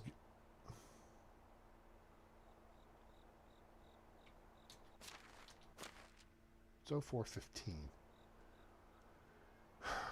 So the vendors in Piastovia, you can get anything you want in the market, which is this little central area here. You can get anything you want. You can get all your clothing there. You can get all your jewels and flirting items here, herbs here, weapons and tools here, food here, and farm-related or crafting-related stuff here. Seeds, trees, tree seedlings, anything you would make in the workshop, excuse me, or that you need in the farm shed. That's all available from Mark. And then there's the tavern, and then you can get stuff from that guy, that person as well. But particularly when it comes to weapons, Unislava doesn't have a whole lot of iron crossbow bolts. And if you missed the memo, if you don't want a spoiler, then mute, turn away from the screen for a second. But if you go up to this place up here, you have to go through this cave, or you can go this way. Just watch out because there are wolves in the area. Okay, if you work your way along the coast, skirt around the wolves, split the difference, you can actually cut across ground. But there's a ruins up here. This is like a fortress kind of deal. And there's a building, kind of like a tower at the end. And you go in there, and there's 3 bad guys, and you kill them, and then you climb up the tower, and then you got to do some parkour stuff where you jump from one thing, jump to another, and then you get up to the top. But you're not at the top because the top is above you, and there's a trunk. And you get to where you can see that trunk, and you can open it, and you get 100% iron crossbow. Cha-ching! So that's where the free crossbow is located. There's a little bit of other schmutz around here, but really that's the deal. All right? Just like right here, the ruins right here. Just watch out for the piggy. You will get... Oh, shoot. Let me think. It's been a minute. You'll get some stuff there, some cool stuff in that build. That's the only one you've got to go into that you got to be armed, at least on day 1, just to protect yourself from the piggies, because the piggies will rush you, and you can climb up on the collapsed roof to get away from them, but they will aggro, and so you got to have a way to get out. So you got to have a weapon. Over here, this is where you'll find the gold ring, 100% bronze pickaxe, 100% bronze shovel. You'll find a copper axe and some other stuffs. You got to go down in the basement behind the house. But when you start out, your first stop ought to be right here. Which, if we look that way, is right there. Those buildings. And you can get a 100% iron cudgel, iron spike cudgel there, among other things.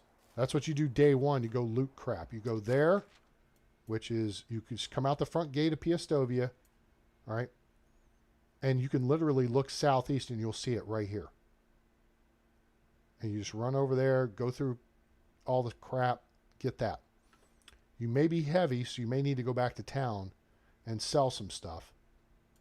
Now, you'll have your trunk over here at this point. This is the sick house where you spawn into the game. And you can sleep there, and you can cook there. But then they'll put a trunk, and the quartermaster will put some copper tools and weapons in there for you. All right? After you talk to him. So you'll have a bow. You'll have some basic weapons to protect yourself. So that's stop number 1. Stop 2 should be right here, the abandoned house.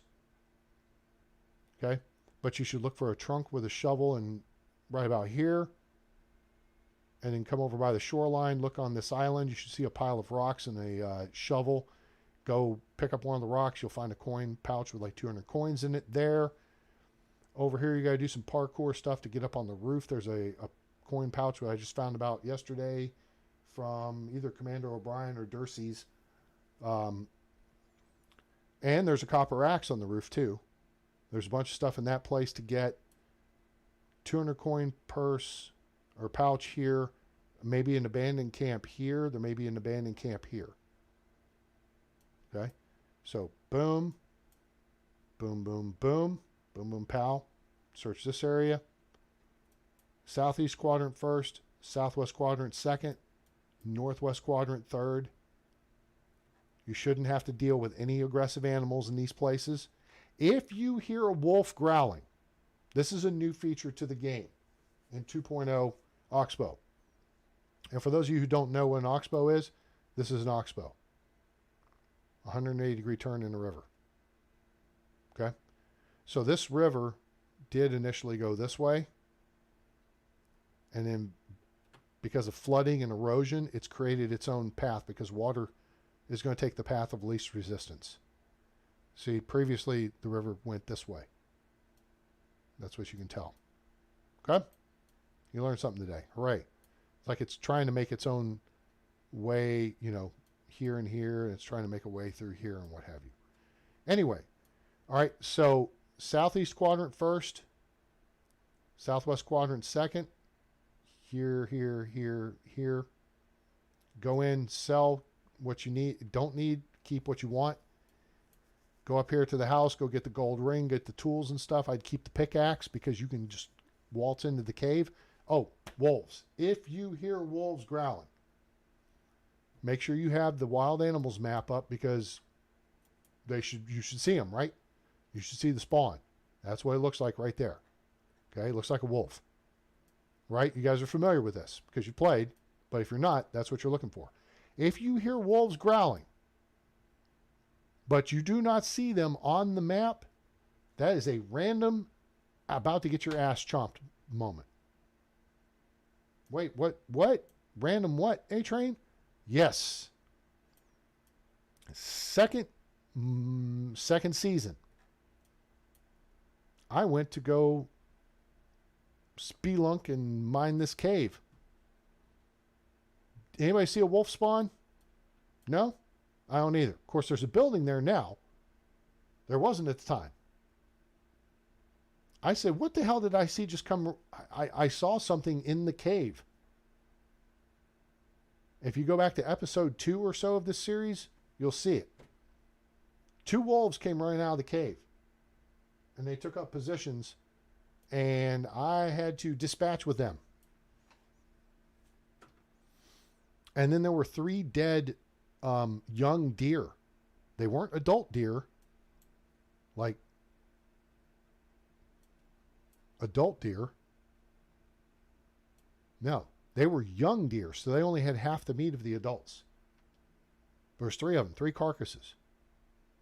So that was a random wolf spawn. So the giveaway, the tell is you'll hear wolves growling. You go to this map. You will not see wolves indicated on the map. And that's what you're dealing with. Had them happen over here. Was it last episode? Was that yesterday? Maybe it was. I feel like it was. Maybe it was the episode before. But they spawned over here.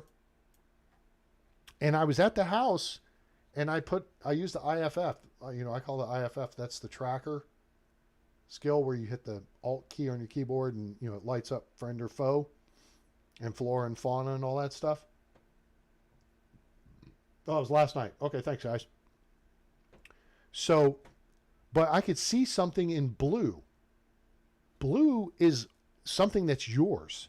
Like your horse shows up as blue. Your animals show up as blue if you go into IFF mode. Friendlies are green. Skittish animals are orange. That's your foxes, your lynx, and your stinking badgers. And then aggressive animals are red. But friendly, the stuff that you own is blue. I was like, what the hell is that is blue? There was a dead pig in there. So we skinned the pig and we had bacon for breakfast. All right. So those are some things to look for. If you're new on the map, that's what you should do first couple of days is just loot this area, this area. You could run around here. You might find a crash cart or something. I'm going to tell you this. Don't mess with the foxes. What does the fox say? I'm going to kick your ass with my buddies. That's what it says. I died twice over here with frickin' foxes. Because they come up to you and they bite you and then they literally, you've heard the term sly fox or sly as a fox. That's what they do. And the wolves do this too. This is why you've got to kill them. It's got to be one shot, one kill. Do not FAFO with these animals on here. Because if they get in close to you, they'll attack and they'll move. It's not like before where they would come up in front of you and start chomping at you and they'd take a chomp and you'd hit them with their axe. And it wouldn't quite kill them, but then they'd take another chomp, you'd hit them, and then maybe they'd get like, oh, hell with this, I'm leaving. And they'd start taking off. That ain't how it is. All right? How it is they're going to go chomp, chewy, chomp, but they're going to bite you from different angles. And they're hard to hit. You want to extend and escape. That's from the original Top Gun. Okay? You want to create distance and get the hell out. And reevaluate your life options at that point. Okay? Disengage, reset for a range shot, and heal up, and then re-engage. You won't need to worry about that if you come to this place, or this place, unless you hear wolves growling at you. In that case, you better have a ranged weapon. You better track them down. You better see them, shoot first, ask questions later, or come back another day. Then the fourth place to go is up here at this Monument Rock, which is apparently where you get married. And just northeast of it, so this is north up the path from Piastovia. Come out of Piastovia, there's the homeless camp right here, where you recruit people. You go up by Bullwinkle and friends here. Go by Bambi and friends here. Go by Bugs Bunny and friends here. All right, you get some stinking Wisconsin badgers here. Then there's that place. All right, now over here, there's an abandoned camp that may show up too. And it's got some ranged weapons. Got a bow. And there may be some arrows there. But you'll be in range with the wolves because the wolves will attack the rabbits. So be cognizant of that. The key is to get to this house here. It's almost, I think, better. There's like 4 pigs that spawn in this area. The number of animals that spawn is higher than before. And pigs, it tends to be. Moose, it's the same. It's 1 bull and 2 females. Deer numbers are up. There's usually 2 to 3 bucks. And then probably 2 to 3 doe, maybe more, per buck. Down here, we've seen 3 bucks and maybe 6 to 8 doe. So, but again, this house up here, you just got to watch out because the boar, I feel like it's best to shoot them. Kill the boar, take them out of the play, or just have a ranged weapon. Because you can just stand there and they'll just run around going, ee, squealing at you. And it's annoying as hell. And it's not like you can throw harsh language at them. You got to hit them with something. I guess if you had a throwing stone, that would be cool. You just whack. Just piss them off even more. Go away. Whack. I don't know. Spears, I guess, would work. But they're running around acting aggroed around you, underneath you. So, yeah, if you've got a way to shoot them in the face, shoot them in the face. And it's better off if you engage them and take them down before they put you in that situation. What else is interesting here on the map? I've gone down south. If you go south from where we are, up on this hill, up on the hilltop, quick. Oh, rooftop. Sorry. There's a dilapidated house up here. I found 2 bandits. They got dead. There's a couple of dead pigs, and I got all their shiz. A lot of crap I got out of that deal. So that worked. This cave, I don't think I checked this cave. I don't know if there's stuff in that cave you can gather or not. I feel like there wasn't. You know, I also feel like it's almost daylight. Maybe we can go down there and check if you guys want to see. All right. So let's make some pottage. Now, pottage is now up to number 15 on the popularity list. You go here, food items, pottage. Oh, excuse me, 13. It was number 24, I think. 24 or 26. Soup was above it. Vegetable soup was above it. Scrambled eggs was above it. Flatbread with onion and flatbread was above it. I mean, flatbread with onion, scrambled eggs all got bumped down the list, and kind of harshly. Scrambled eggs are way the hell down the list. And then the top of the list got changed around because She's My Cherry Pie was number 1. I don't know why a fish tart would be number 1, except that maybe it's nutritional value. But you can't do any of this stuff up here without the tavern. You can do cheese, grommet. You can do milk and all the other stuff. A pottage is now number 13. So whatever's the top of the list here that you've got in storage, that's what's going to get consumed first by your people. So I think the first thing we got to do is make some wooden bowls. Oh, or maybe we just grab the ones we've got in storage. It's not going to be quite enough, though. I think that's 45 of them. Let's take these wooden vials over to the bop, the dealy bop, the doo-wop, the doobie-dop-bop, doo-wop, dop-ba-doo.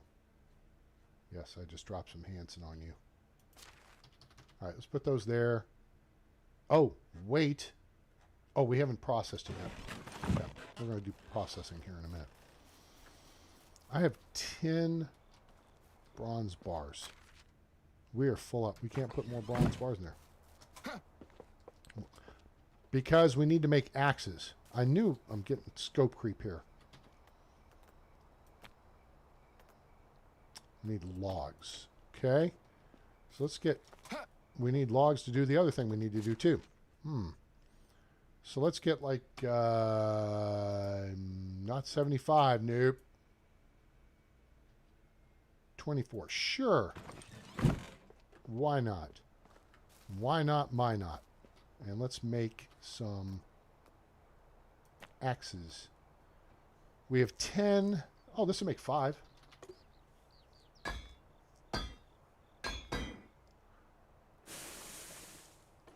Cool. All right. That fixed up our weight issue for the most part, and it'll be resolved right about now. The Funk Show brother. Check it out now. Okay. Now she's got some tools to last her for a minute or two.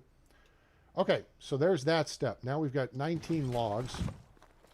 I feel if we got 19 logs, we might as well have 20 logs. Let's grab one more log for sake of discussion. This way we can make 100 bowls.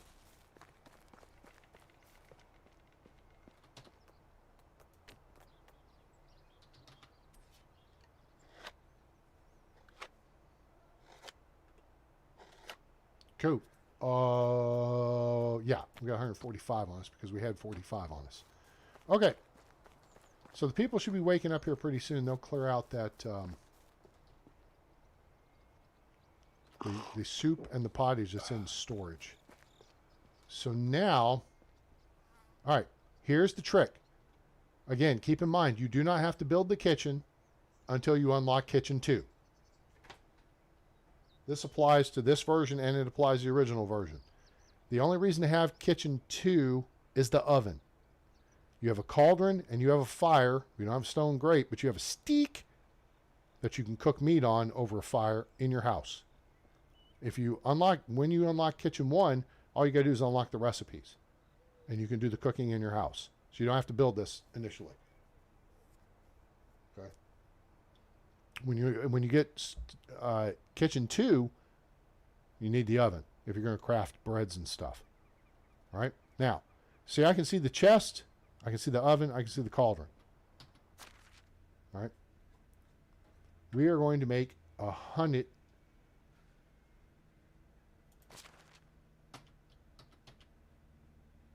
Oh, these are all at 100%. Never mind. 15. All right, so we need 85 bowls.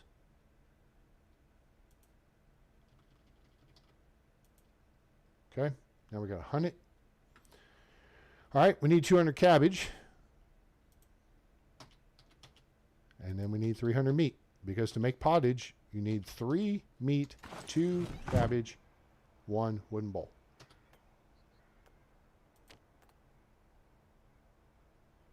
R-E-F.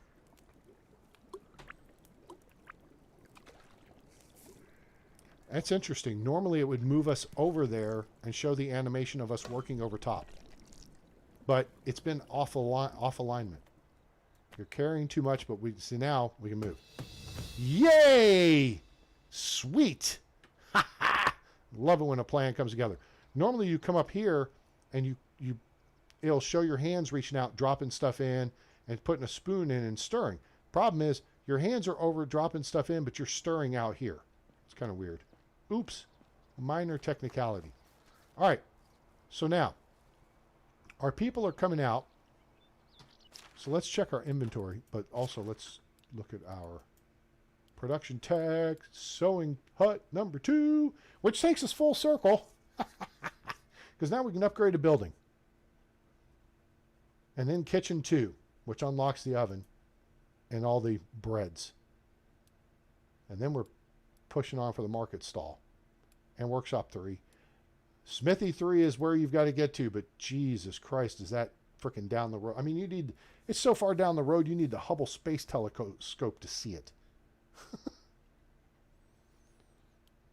And then you got to work your way down to the tavern.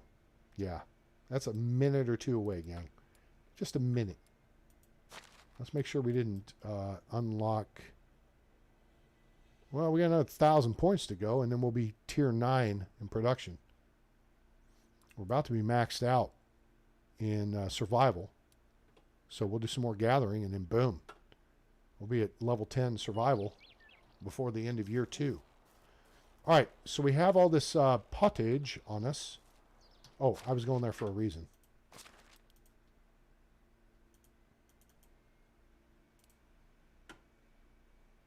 There's 1 pottage and there's 4 soup. We have 5 people. They should consume that here about the time they get up and get moving.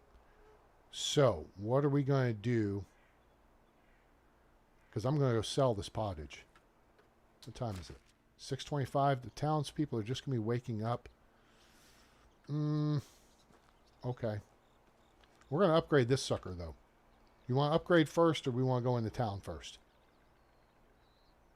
Let's upgrade. We got to wait for people. So, all right. Because it's going to take a minute, we can just put this in here. Now, here's how you do this. If you, and this is on the original map, I would always build west around the curve from Gustovia past the 2 bridges. You go around the point, all right, where the road splits off to go to Denica. You know what I'm talking about? You clear out of the tree line. That's the area where I like to build. If you've been with the channel for a minute, you know this. But I built a resource storage building over next to the Uber guy at Gustovia. All right? Why? Because of this. I can put that in here. Then I don't have to carry the weight.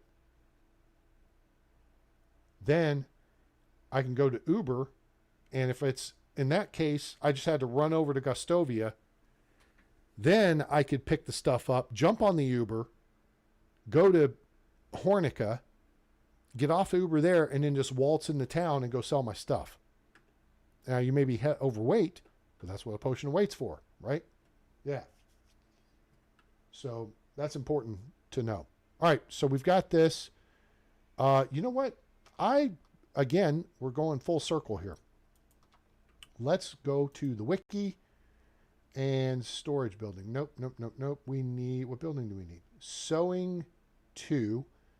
According to the wiki, takes 8 stones, 8 stones going to be for the foundation. So it's going to need 65 logs and 24 planks. Okay? But we know we did the upgrade earlier here. 65 logs. We can't carry all at once, so let's grab, say, 30.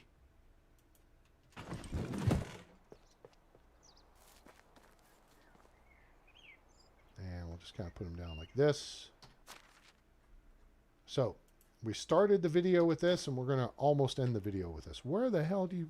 you ain't rolling far. I do need my hammer, but there's no point in taking that yet. What did I say, 65 logs?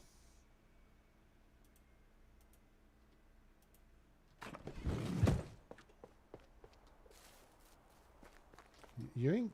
I don't know where... Yep, he stopped. Yep, that's what I thought.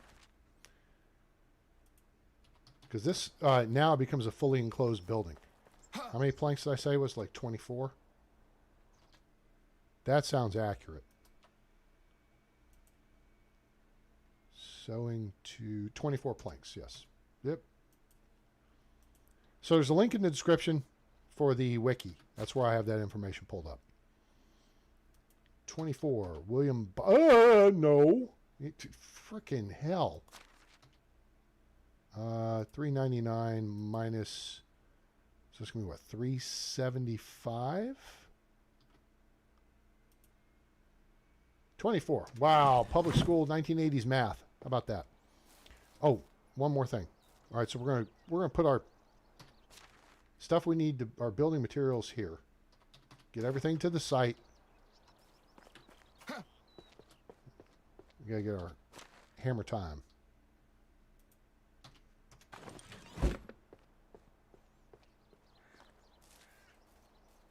All right, so iron hammer goes in slot 5. Boom.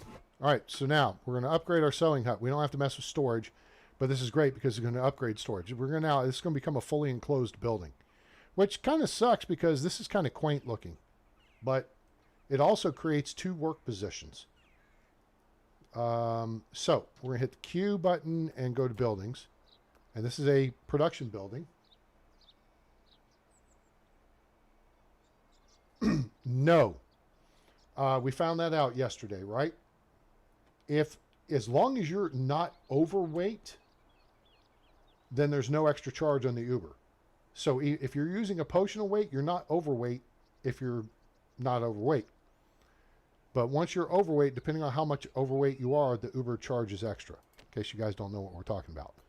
All right, Sewing Hut 2. Oh, look, it just appeared, just like that. How about that? All right, that's what you're looking for. You want to make it, see it doesn't line? All right, so click. All right, now we got to just get busy. So let's grab the 35 logs and get busy. Wait, the walls are, okay, so 5 logs, 5 logs.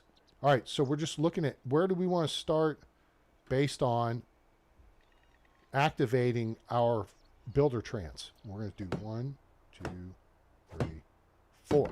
Now we got the 10%, which means this will be boom. All right, now we're rolling.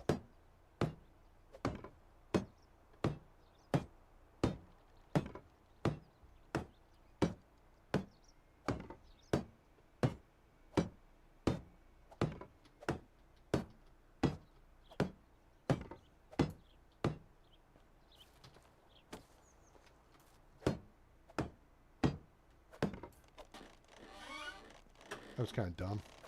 Should have left the door open for a minute.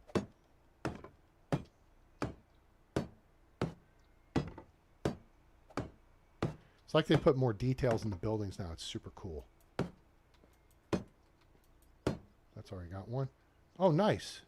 All right. Nope. It was less logs than we thought. So the wiki is wrong. So it's... What did we get? 65 logs?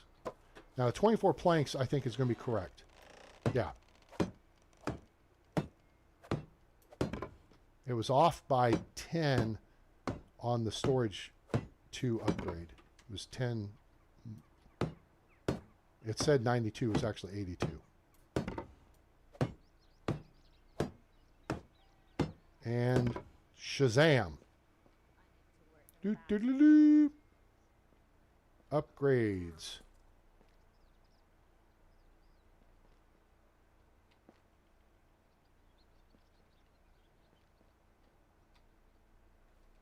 Cool. That's how you upgrade buildings, boys and girls. We started the show with it. Not saying we're ending the show with it, but we're close. So let's go. Let's put the hammer down. No, don't tell him. No, he likes to. Nope.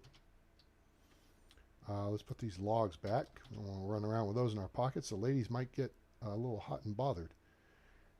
We do need something to... We do need something. Since that one day I was attacked by... She got attacked by furious squirrels, in case you missed that. It's hilarious. All right, so we got all this poppy. Big poppy. We'll just take care of this ourselves. Leave them to me, though. I will deal with them myself. And so we're going to process the poppy.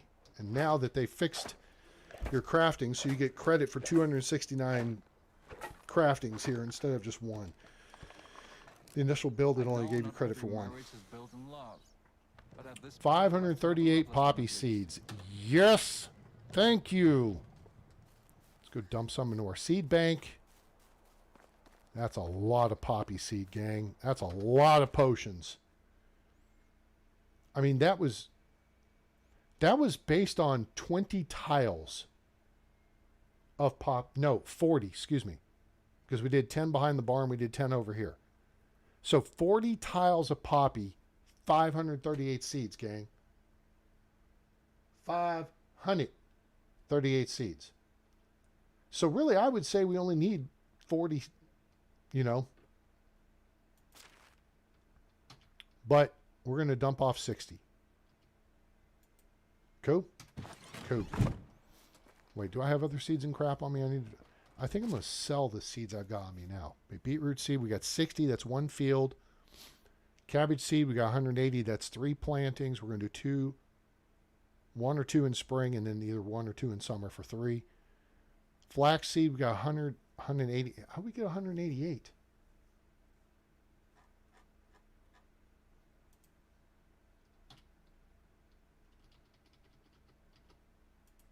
We're only 180. We're going to do 3 fields of flax. We got 1 field of onion. Oh, we already got 1 field of... Oh, we just put that in there. Duh. Doofus. All right. So there's our seed bank in our farm shed. We have rye and oat.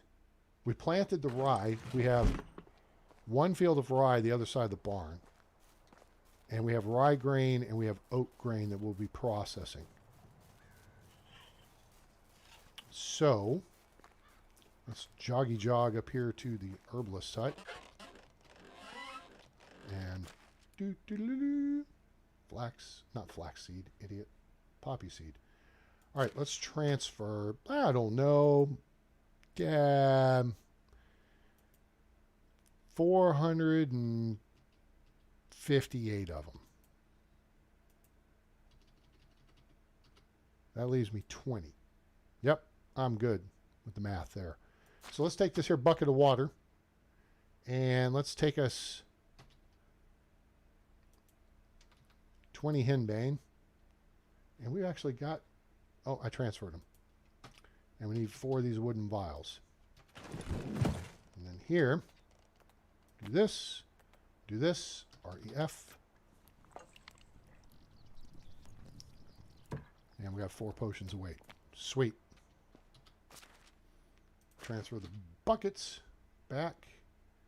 Okay, oh, I don't need this much broadleaf plantain. Broadleaf plantain heals 5 points now in case you missed the memo. So yeah, 20 is 100 points worth of healing. That's plenty. I don't need the thistle. And we're good. We're down to 18 kilos of weight. The seeds are a bit of that, but not much. All right, swell. So now we can go grab the pottage. Let's go into town and sell it.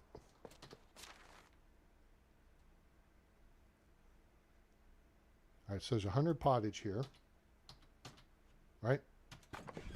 Not worried about 8 kilos over. 8 kilos is not a whole lot. Look at management real quick, and let's just check our food storage again. Soup, 4. So somebody ate the 1 remaining thing of pottage. So they're not all on the same eating schedule. So these 4 things of soup should disappear today. And then they'll drop back and punt to the roasted meat. But we're going to make more pottage for our people. Because I'm a nice guy. Right now, we're going to go take somebody's money. Make money, money, make money, money, money.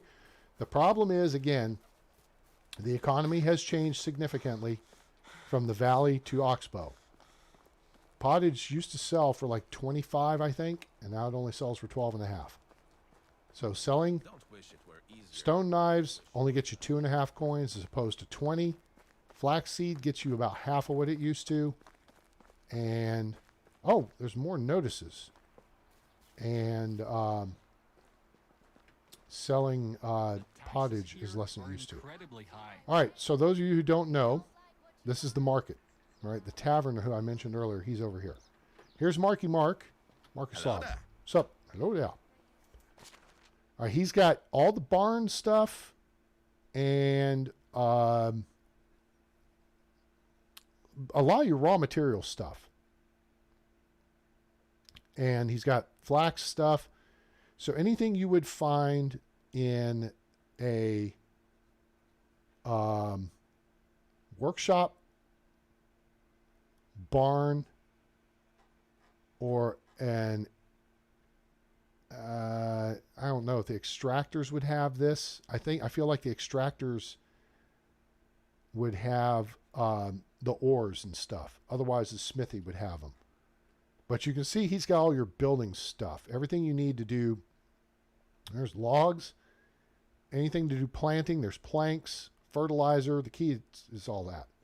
All right. So let's sell this dude some stuff. He ain't got a whole lot of money, but that's okay. So 4.8. And then pottage. It's showing 20. Oh, it will sell for 20. Maybe that's, well, let me think. Let me math on this. It was selling for 12.5, right? No, that doesn't math. Is it because my diplomacy skill's higher?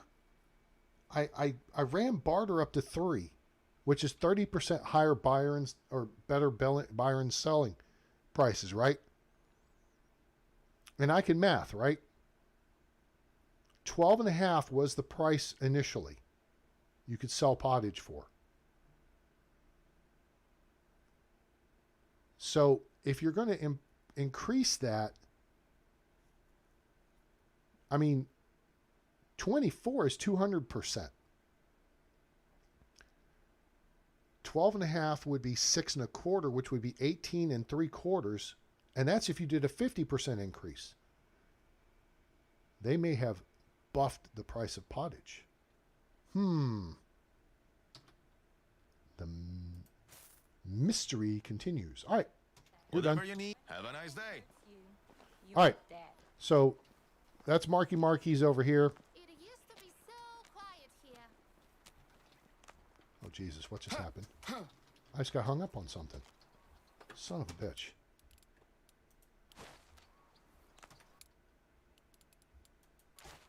Okay, good. Shoo.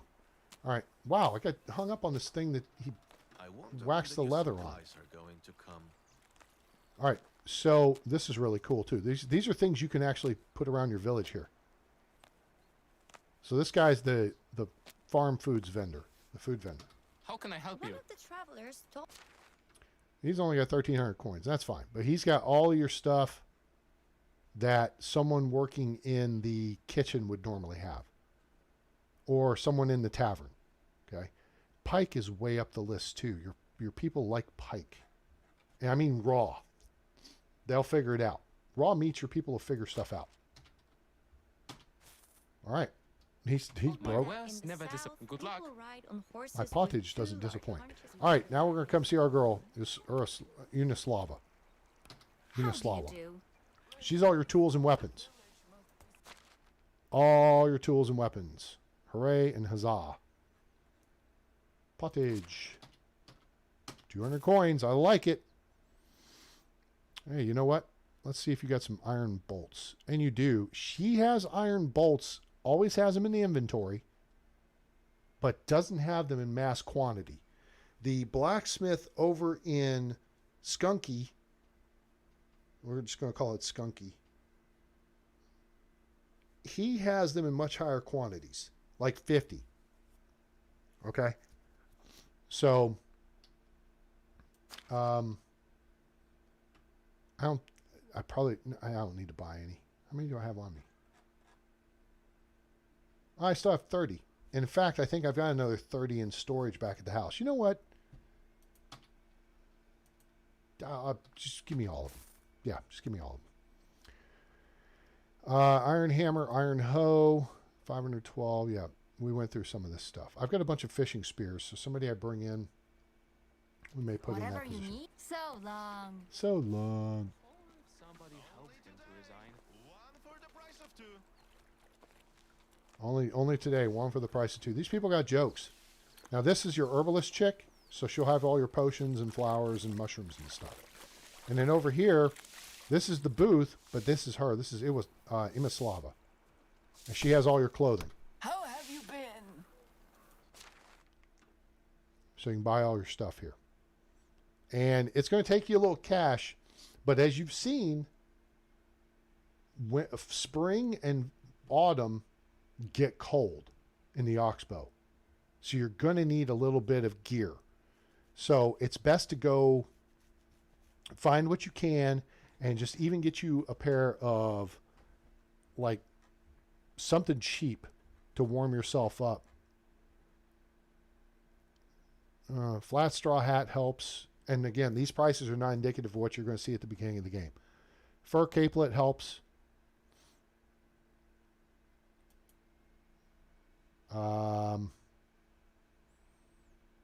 There's some shoes, a little better shoes than what you have.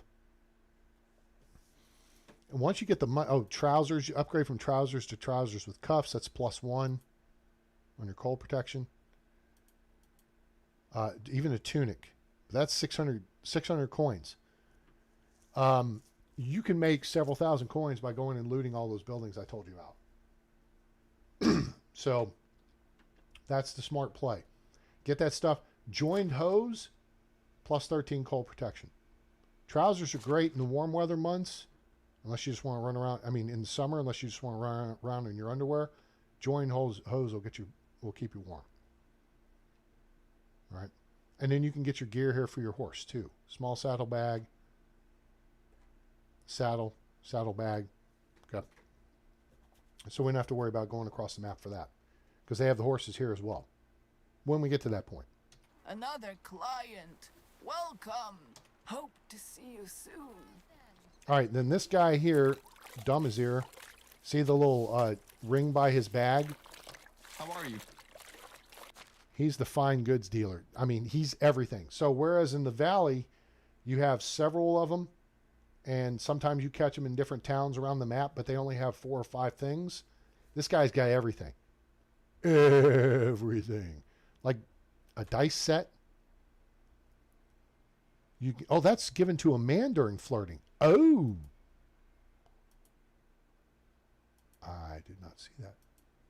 Astrolabe can be given to him. Astrolube. Astroglide. Because apparently the men get pregnant. I can't get jiggy with that. I'm going to have to ignore it. Because that's just stupid. You want to play a female character? Sorry. You can't have your cake and eat it too. That's the reality of life. Amber figurine can be given to a man during flirting. Decorated beer mug given to a man during flirting. Okay, cool. Flute goes to fang necklace can be given to a man. Folding scales given to a man. Vacuum cleaner for a woman? Wait, what? Sandwich board? What? Here's the golden ring. You will find one of these in that house I showed you on the map up north. And I'll show you it here in a second. Hard soap as opposed to soft soap. What the hint of fit? Fatful? Hachu. The hell is this? Henefat.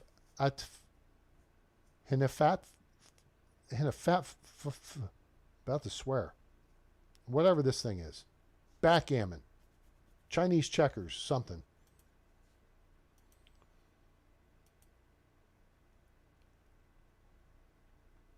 Whose true value will be appreciated only by someone truly sophisticated. That's a hint and a half for your ass right there. You give a jewelry box to a snob. The other chicks, the other female personalities, they don't, no. That's for a snob. That's why that's very specific. Oh, in fact, they're all kind of, this unique pendant will make a great present for someone with a poetic soul. I would think that's the romantic. Lavender honey, a rare type of honey, is both mouth-watering and nutritious. Oh. Oh. Oh, that's cheap. What in the ass? Hell to the yeah. Sign me up. I'll take that. Thank you. How much do those weigh? I didn't catch that little detail. Wait a minute, where'd it go? Oh, there it is, lavender honey. Goes in your food storage.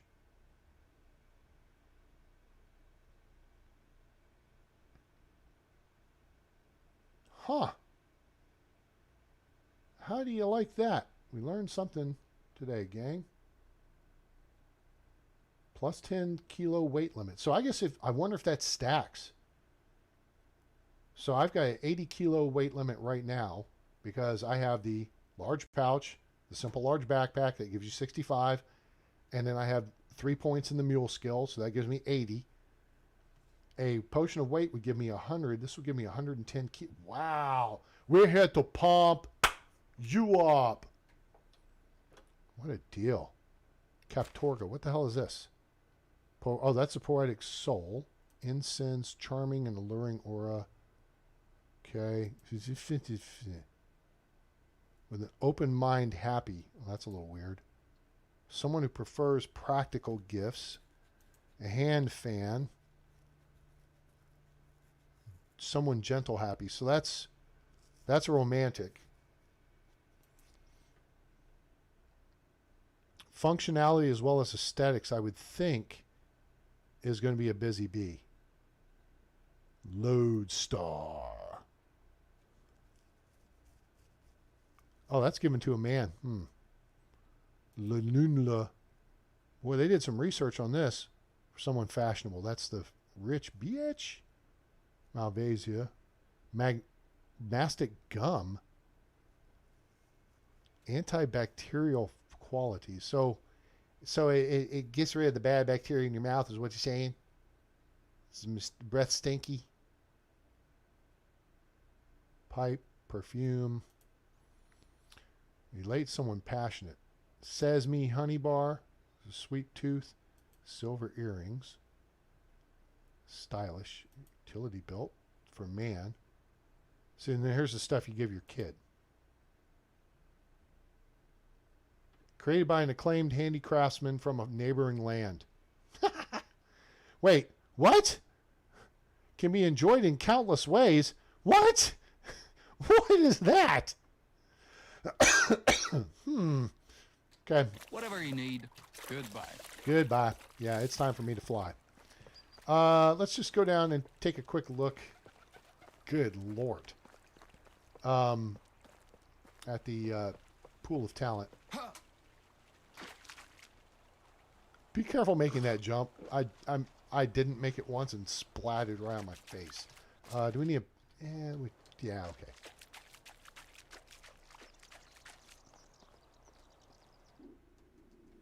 Okay, quick bath. Quick dip in the river. Now, all the reeds are great. I saw pictures on the Facebook group. A guy built his village right over there. It looks pretty sharp.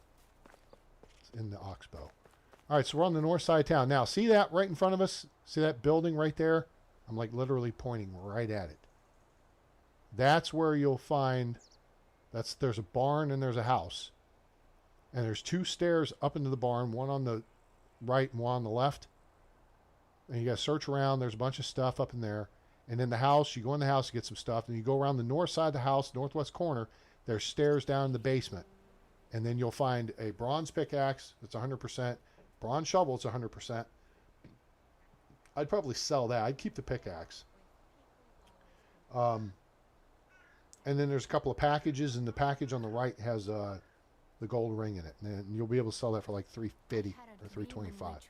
No, $375. Green diamonds above our heads, and we were talking gibberish. Green diamonds above our heads. You know, I'm something of a village head myself. Are you? Oh, none of these people are really worth it. All right, how are you evaluating them, A-Train? None of them have... Well, okay. Baldomir has 2 3s in his resume.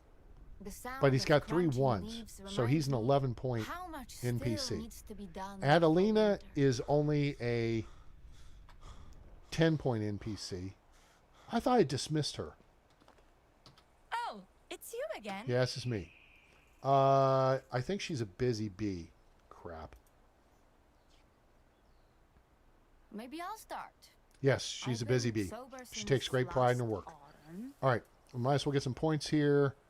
Keep my hands to myself. I normally smack him in for that comment, but I don't want to. You're one of the smartest people I've met. Plus 10. We'll work for food Okay, and water. so we got some. and some firewood and a roof over my head, of course. You're so hilarious is for the free spirit. Am I too demanding? What I do with the spring? Yeah, how do you know those are my favorite? Right now, they you can run up an unlimited amount of points with the women as long as you don't hit them with a negative. You don't get a negative statement. Brothers are all very well. I would love to. This finally one will put probably on not boots. be good. You're going to make a great mother. I don't think she's got time for that. Scent haunts me. Are you telling me I stink? Yeah. West eat frogs plus 7. Never thought. Maybe give it a try. Sometimes You're so hilarious is for the free spirit. thrown upon us. The hedgehog. Clever, not funny though. I'm not superstitious, but I am a little stitious. Difference between a woman's arguments plus 5. They're both sharp and deadly. Do not say anything to her, to the busy bee about the king. She doesn't care. She doesn't like the king. Something You say that to the Wow, you're so handsome.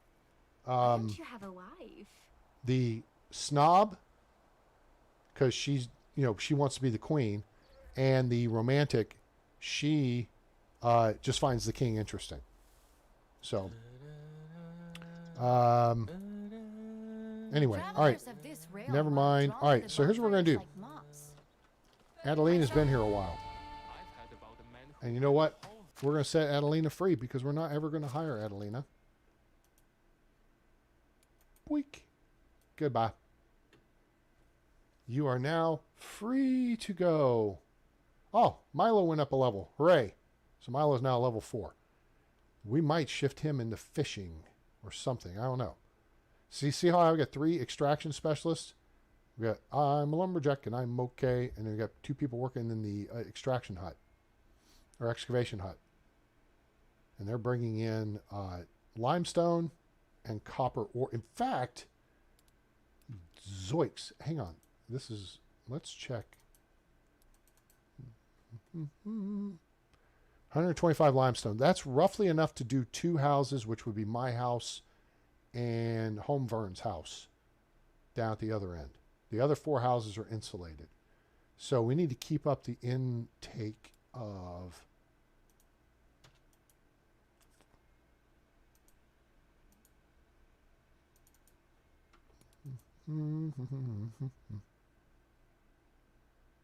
Yeah, that's about right. You got tools still? Plenty of tools. Cool. village entirely All right. by himself. So that'll free up a slot so that we can get somebody else in here next season. She's been around. All right, Baldemir. Yeah, you know what? Hey, Oh, it's you again. welcome to the party, pal. Oh, you got to go.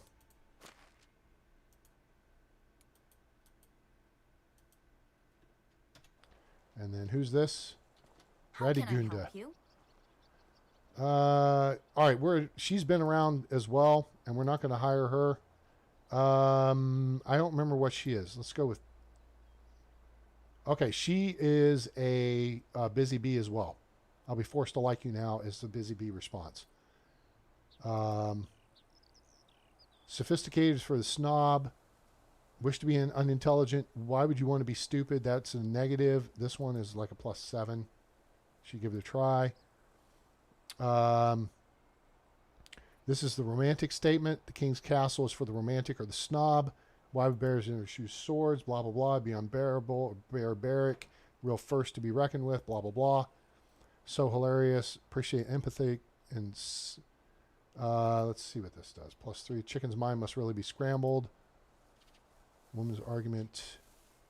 And This one, she'll tell you about onion syrup.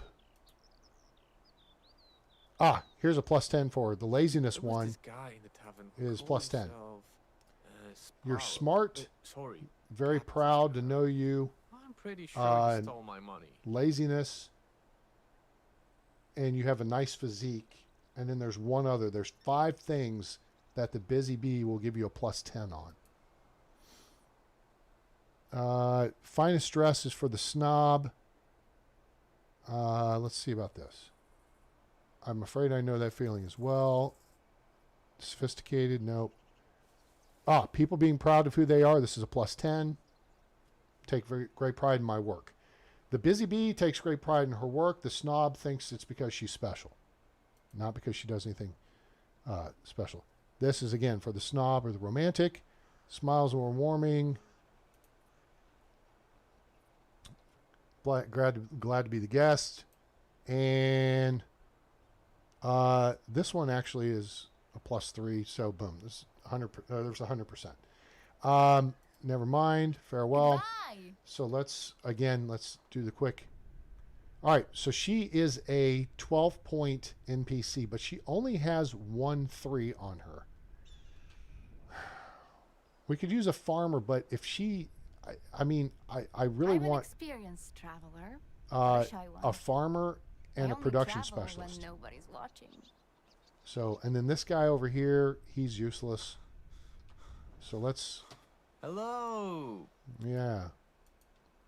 Here's an invitation, and take the road to the right. Yeah. That's the way you'll find the place. Yeah, take the road to the right. Yep, cross the river. Uh-huh. Mm-hmm. Yep, go west. Go west, young man.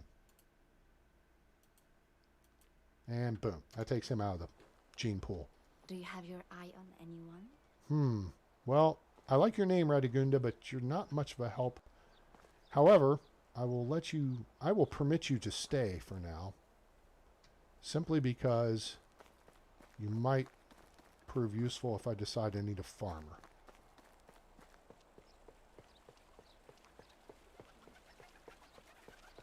All right. Anybody have any questions? You guys finding the show interesting? Oh, let's go check the message board real quick.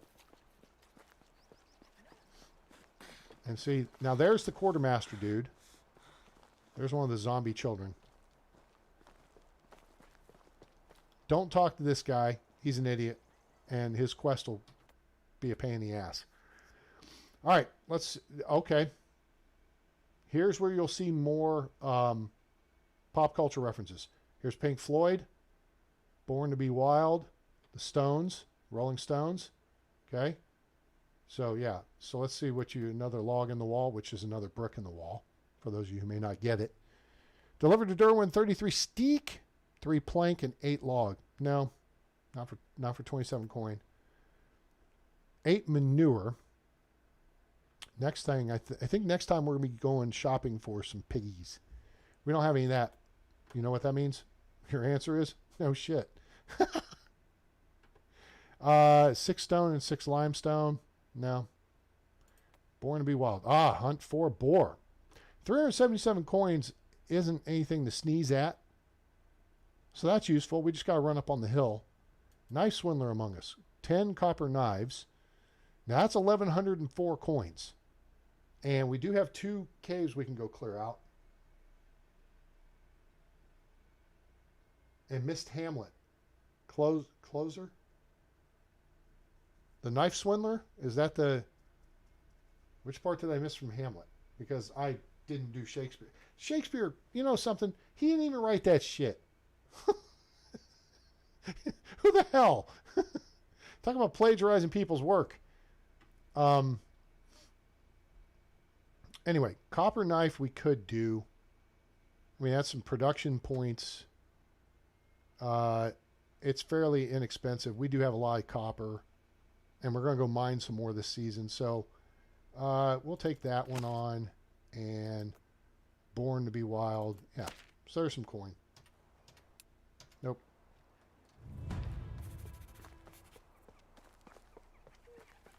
Move, birds.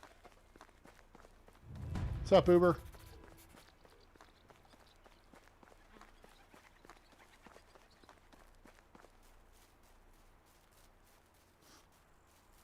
All right. That.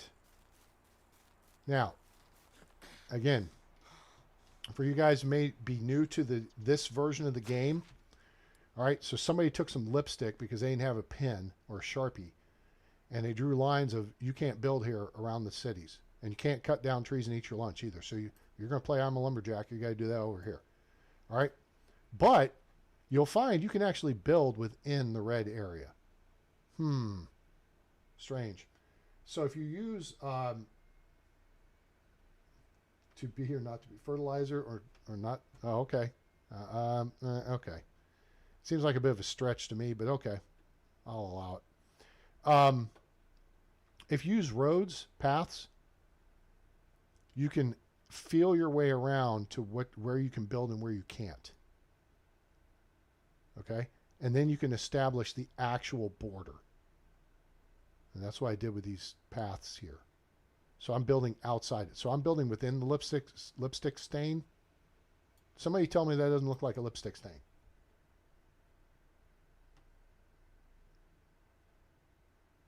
Totally looks like a lipstick stain. Anyway, so yeah. So or someone drew on the map with a crayon or something, whatever. But yeah, that's what I did. So I drew borders with the roads or paths, and then set up the village accordingly. So pretty soon we're going to have to find a place to put more housing, and then we're going to get our pig pen activated here. So we got we got 7 fields, a bunch of orchards.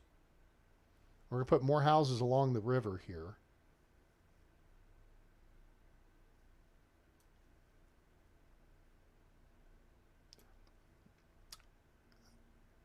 Yeah, but if you see a woman blot her lipstick on like a tissue, that's what it looks like.